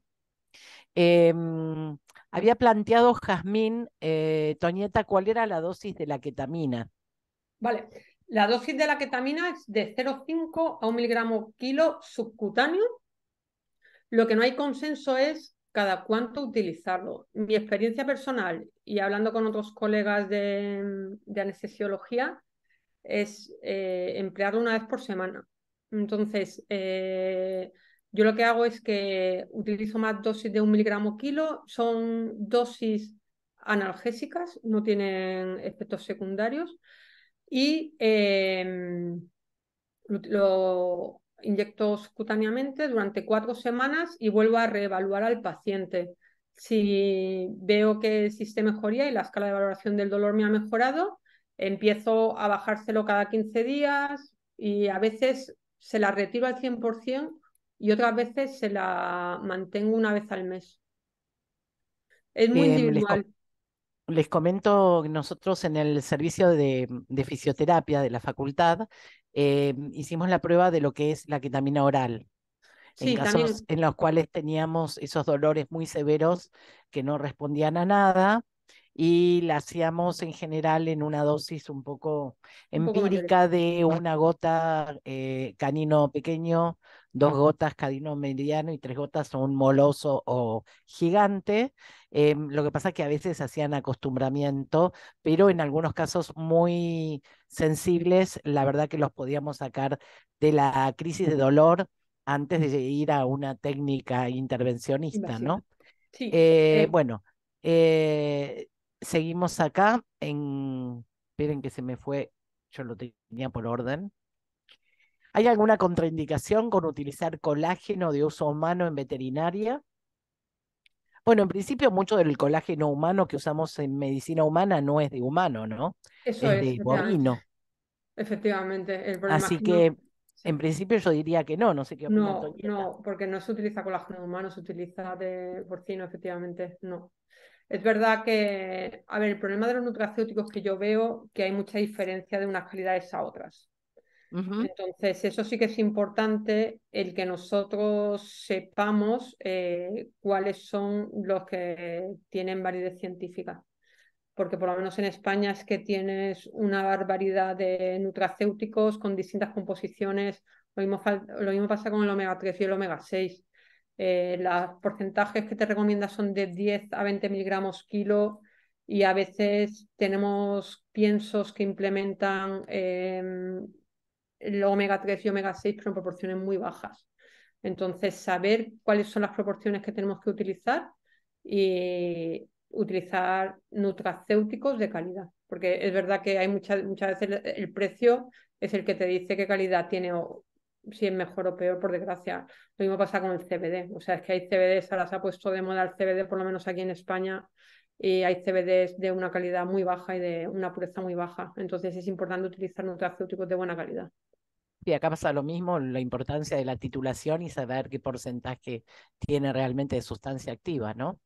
Mm. Acá pregunta Vanessa, ¿cuánto tiempo se puede utilizar la ketamina? De forma crónica. Crónica, Eh, perfecto. vale, o sea, de forma, a ver, yo la utilizo de rescate, un poco como lo que dice Moni. En medicina humana sí que tengo entendido que también la utilizan oral, pero yo la ketamina la utilizo como rescate y luego a veces el paciente no me deja retirarlo y se lo inyecto una vez al mes de forma subcutánea o cada 15 días. Y luego depende del estadio del paciente también. Si no te permite bajar, por eso es importante hacer las escalas de valoración del dolor. Si tú solo estás poniendo cada 15 días y se lo intentas poner cada 3 semanas y esa escala de valoración del dolor te altera, pues no esperes esas 3 semanas, hazlo cada 15 días. Cada paciente tiene su dosis de todo y con la ketamina pasa exactamente lo mismo. Ten en cuenta además que son dosis muy bajitas, son dosis subclínicas, son dosis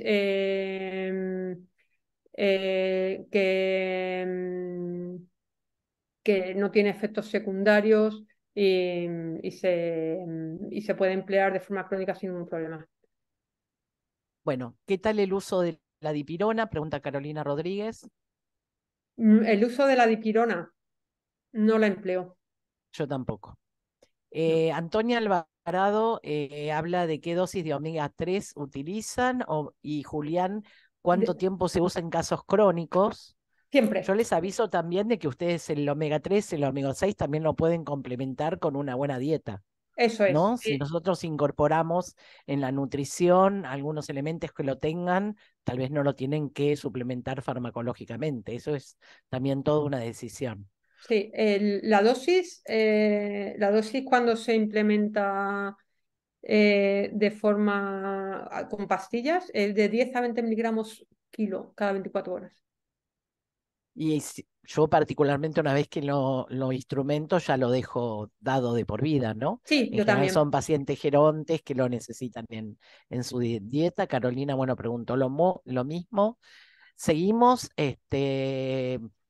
pregunta cuál es la dosis que comentó la doctora de CBD, por favor, no logré escuchar. Vale, la Bueno, dosis tienes paper depende de... del aceite que estén usando, en Sí, principio, de la calidad del aceite. eso es. eh, es lo que creo, ¿no, Toñeta? Sí, la dosis de los papers es muy variable, depende, o sea, varía de 0,5 a 2 miligramos kilo cada 12 horas. Yo el CBD también lo utilizo de rescate.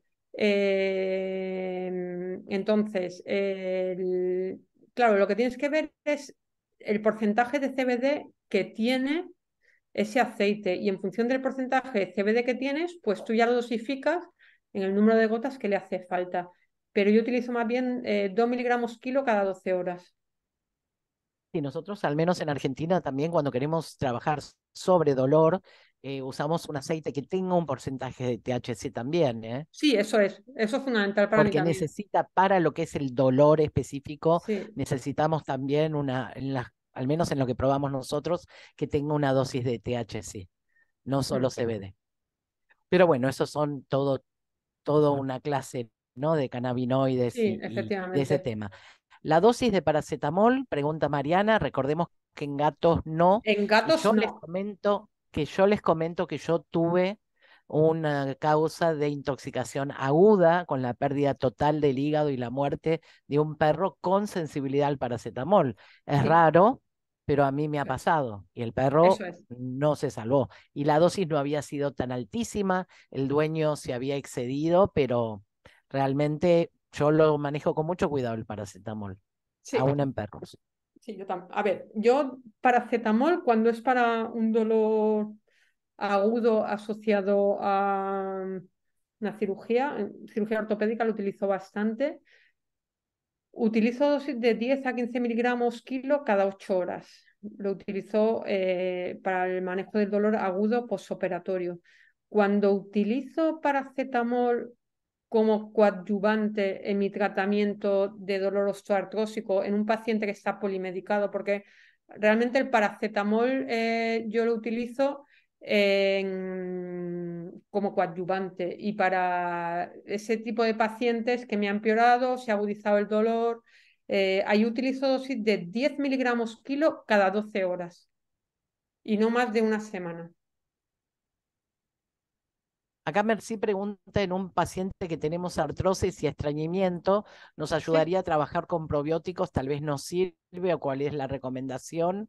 Bueno, en este vale. caso, Sí, yo ahí te diría, un paciente con artrosis y estreñimiento, ¿le has chequeado la columna?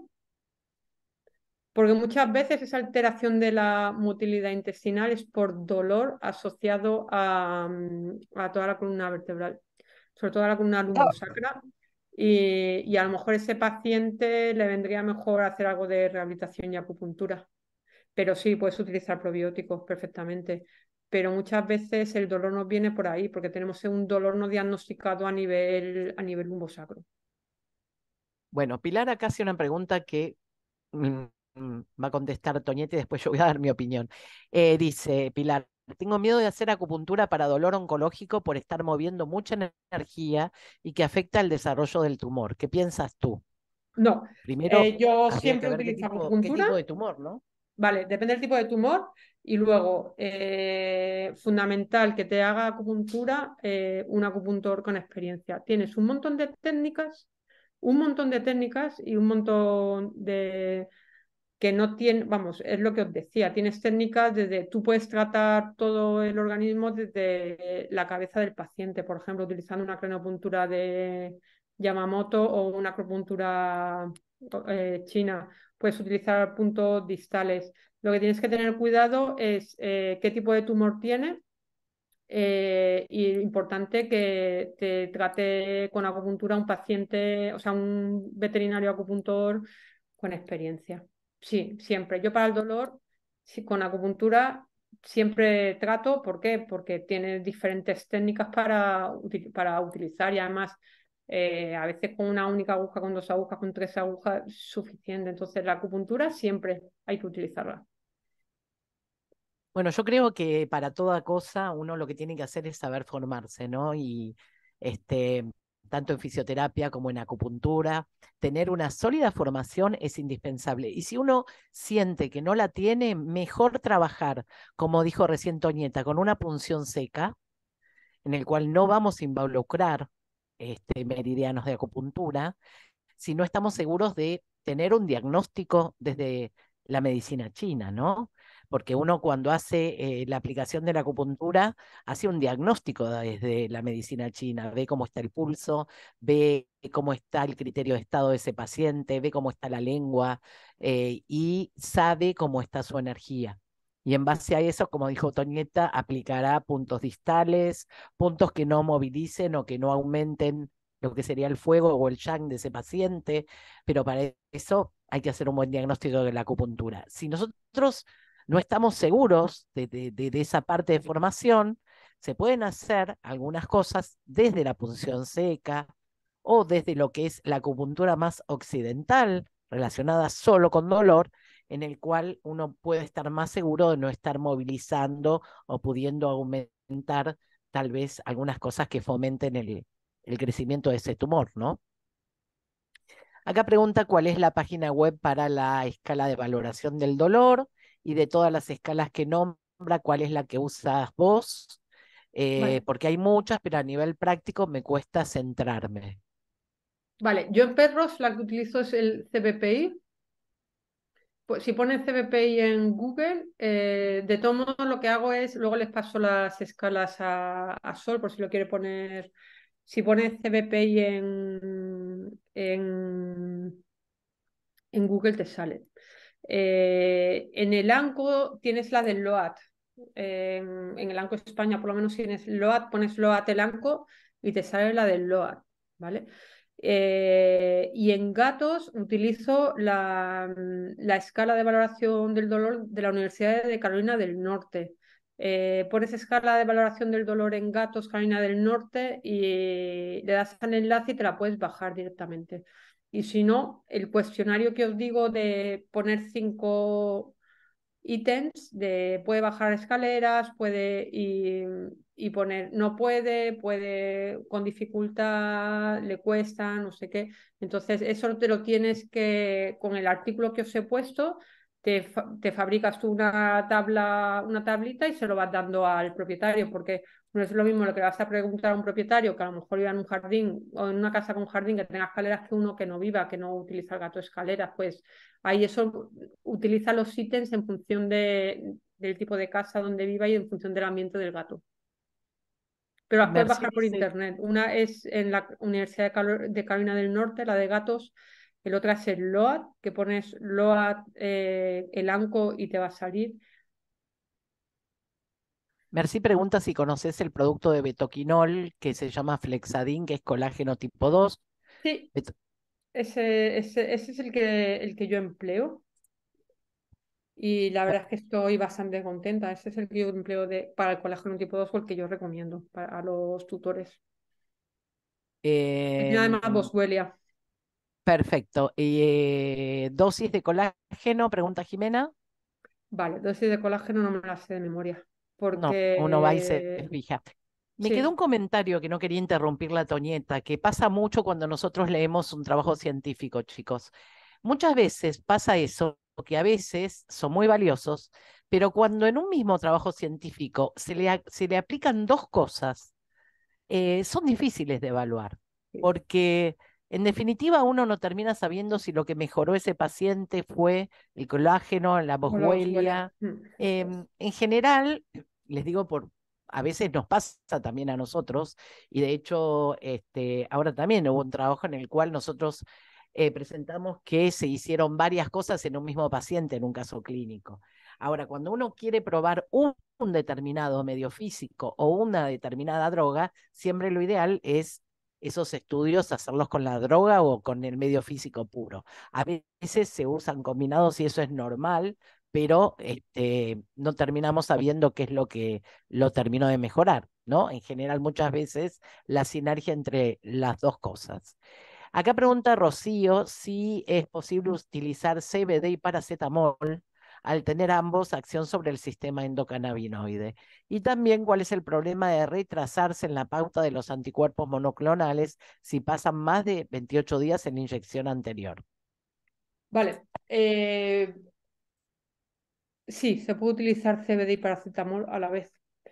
Los dos tienen el mismo efecto. Es verdad que el paracetamol también tiene efecto sobre la costés. La pregunta sería,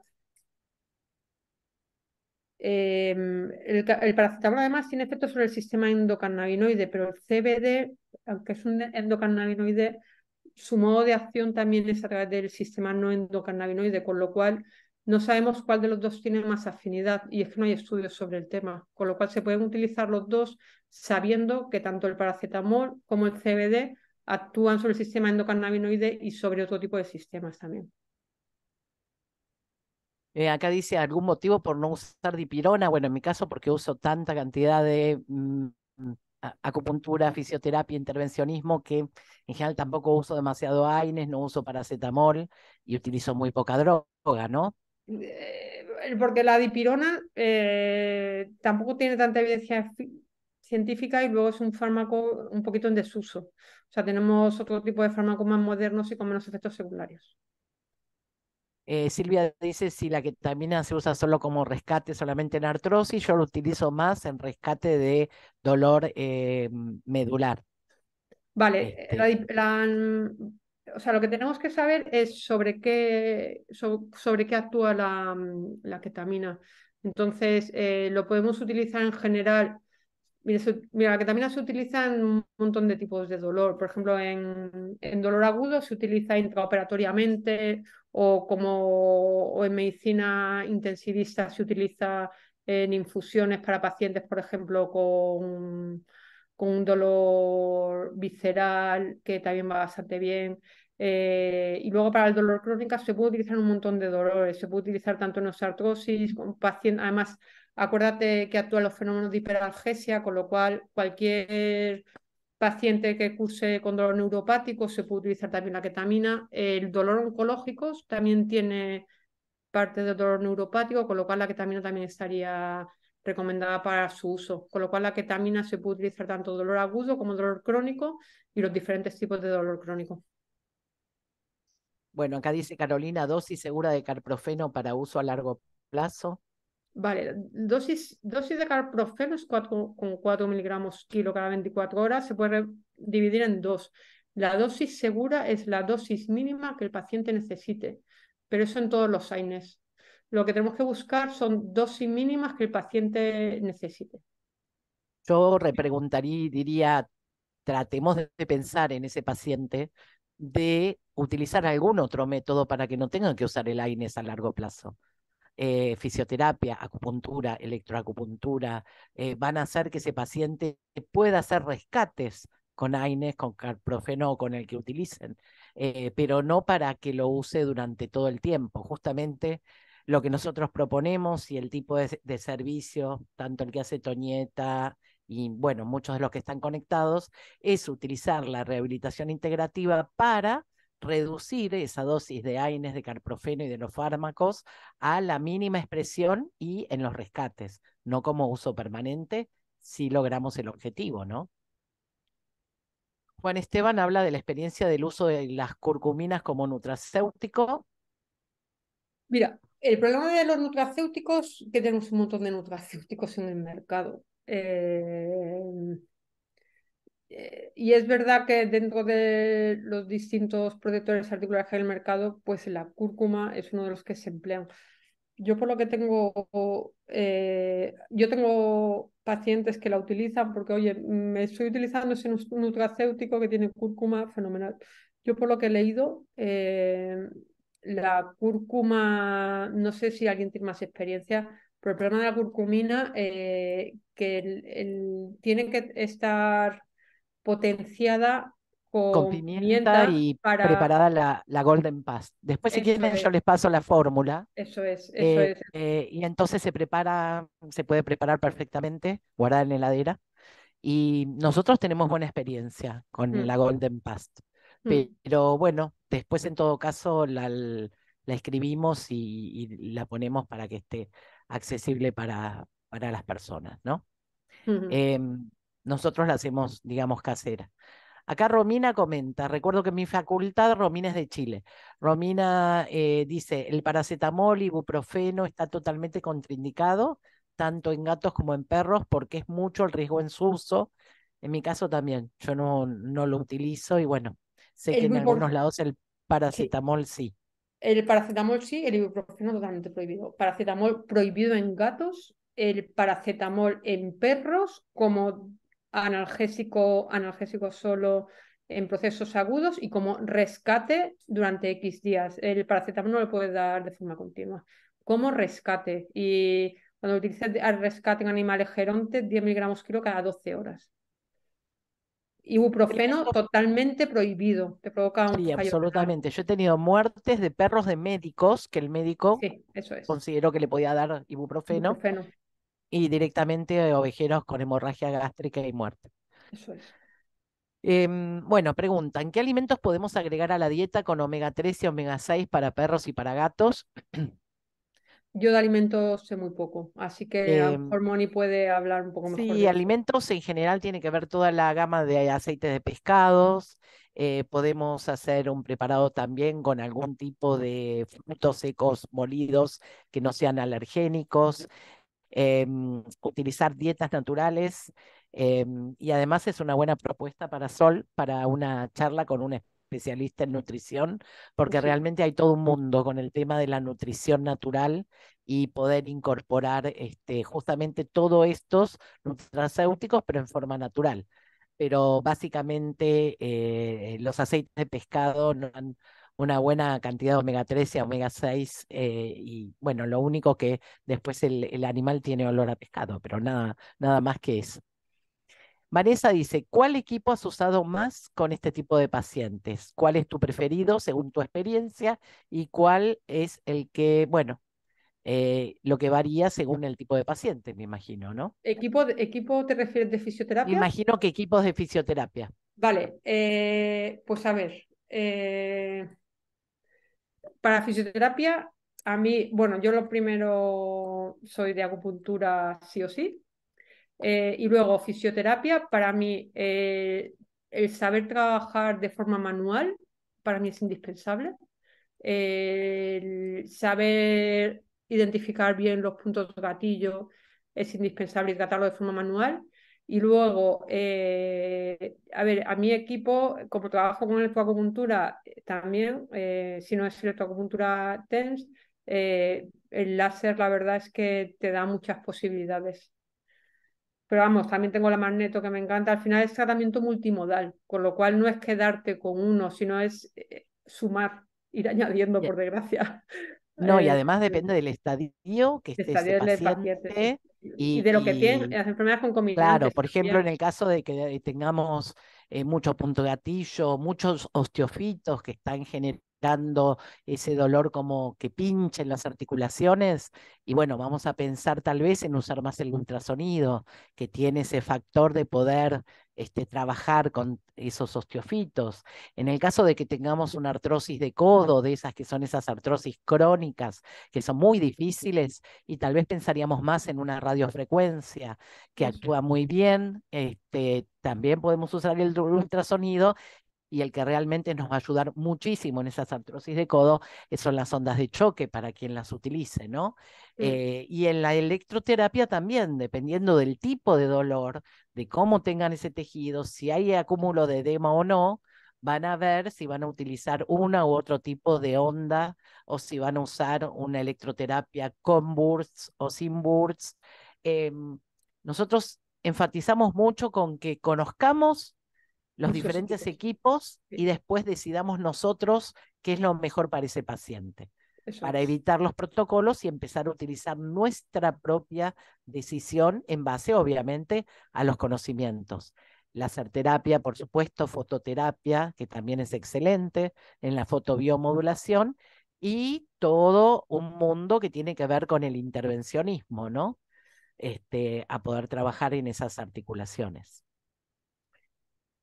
Bueno, esta era un poco todas las preguntas. Volvemos a agradecer, la verdad que fue hermosa la charla.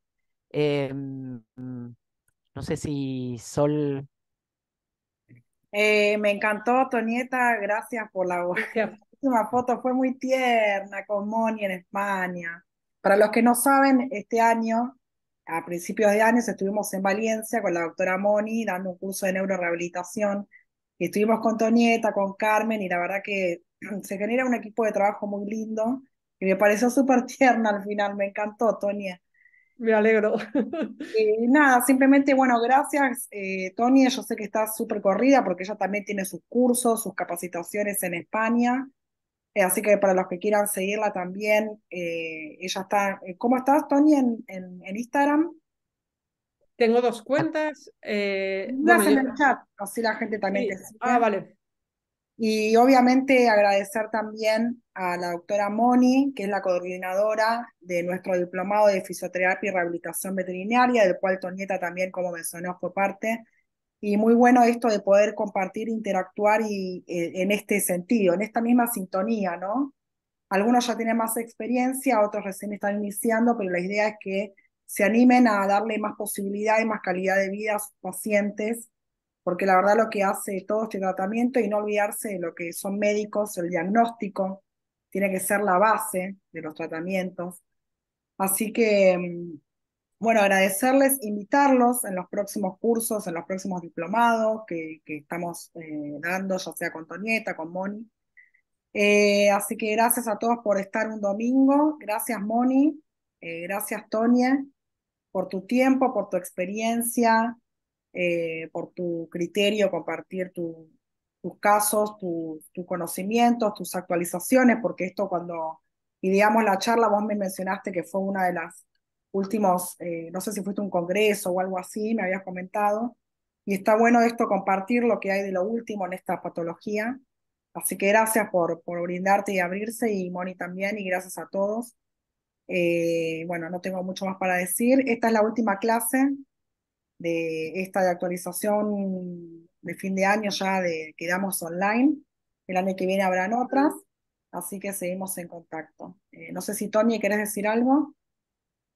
Daros las gracias nuevamente. A mí me parece muy enriquecedor estas charlas que proponéis. Primero por lo que se aprende y luego más enriquecedor me parece por, pues, por las preguntas que se generan después, por el intercambio de conocimiento que se generan entre los distintos compañeros, me parece súper enriquecedor para que todos vayamos aprendiendo de todos, que todos tenemos que aprender de todos y todos tenemos que enseñar algo a todos. Y bueno, que siga mucho tiempo ese tipo de charlas porque me parece muy enriquecedora y la verdad también la comunidad que se genera y lo que nos preocupamos por seguir formándonos, que creo que es fundamental tanto para nosotros a nivel de seguir conociendo cosas nuevas y para darle una mejor calidad a nuestros pacientes. Así es, esto siempre es con un mismo fin, ¿no? Este compañerismo que realmente se vive así en los cursos, o sea, hay mucho compañerismo y está bueno trabajar en esta sintonía. Ahí también la doctora Moni les compartió su Instagram, son dos grandes disertantes, Antonieta y Moni, así que pueden seguirlas siempre se actualiza mucho, Moni se actualiza, está en el servicio de acupuntura de la Facu, y eso también está bueno porque se actualiza con muchos casos que llegan a la facultad, muchos casos raros, como dice Germán, los baleados, los que están ahí medio que casi muriéndose, que le hicieron de todo y llegan a la Facu. Así que dos grandes disertantes que pudieron estar compartiendo de una manera profesional, de una manera amistosa en este espacio que es Global Vet.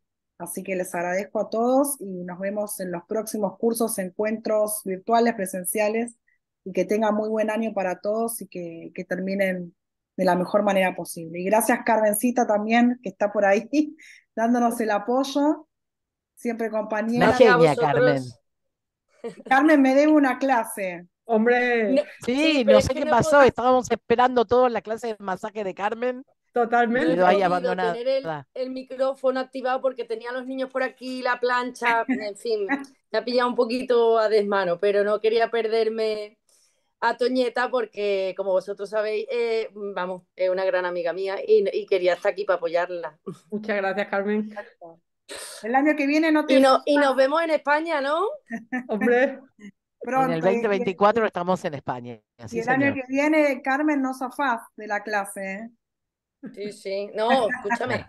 La clase está medio preparada. La cuestión es tener un poquito de tiempo. En cuanto estemos ya en la nueva instalación, ya, la clase. Adelante, así es. Bueno, un saludo, un beso a todos. muchas gracias. Gracias. Un beso. Chao. Bye, gracias. Chao, chao. Chao.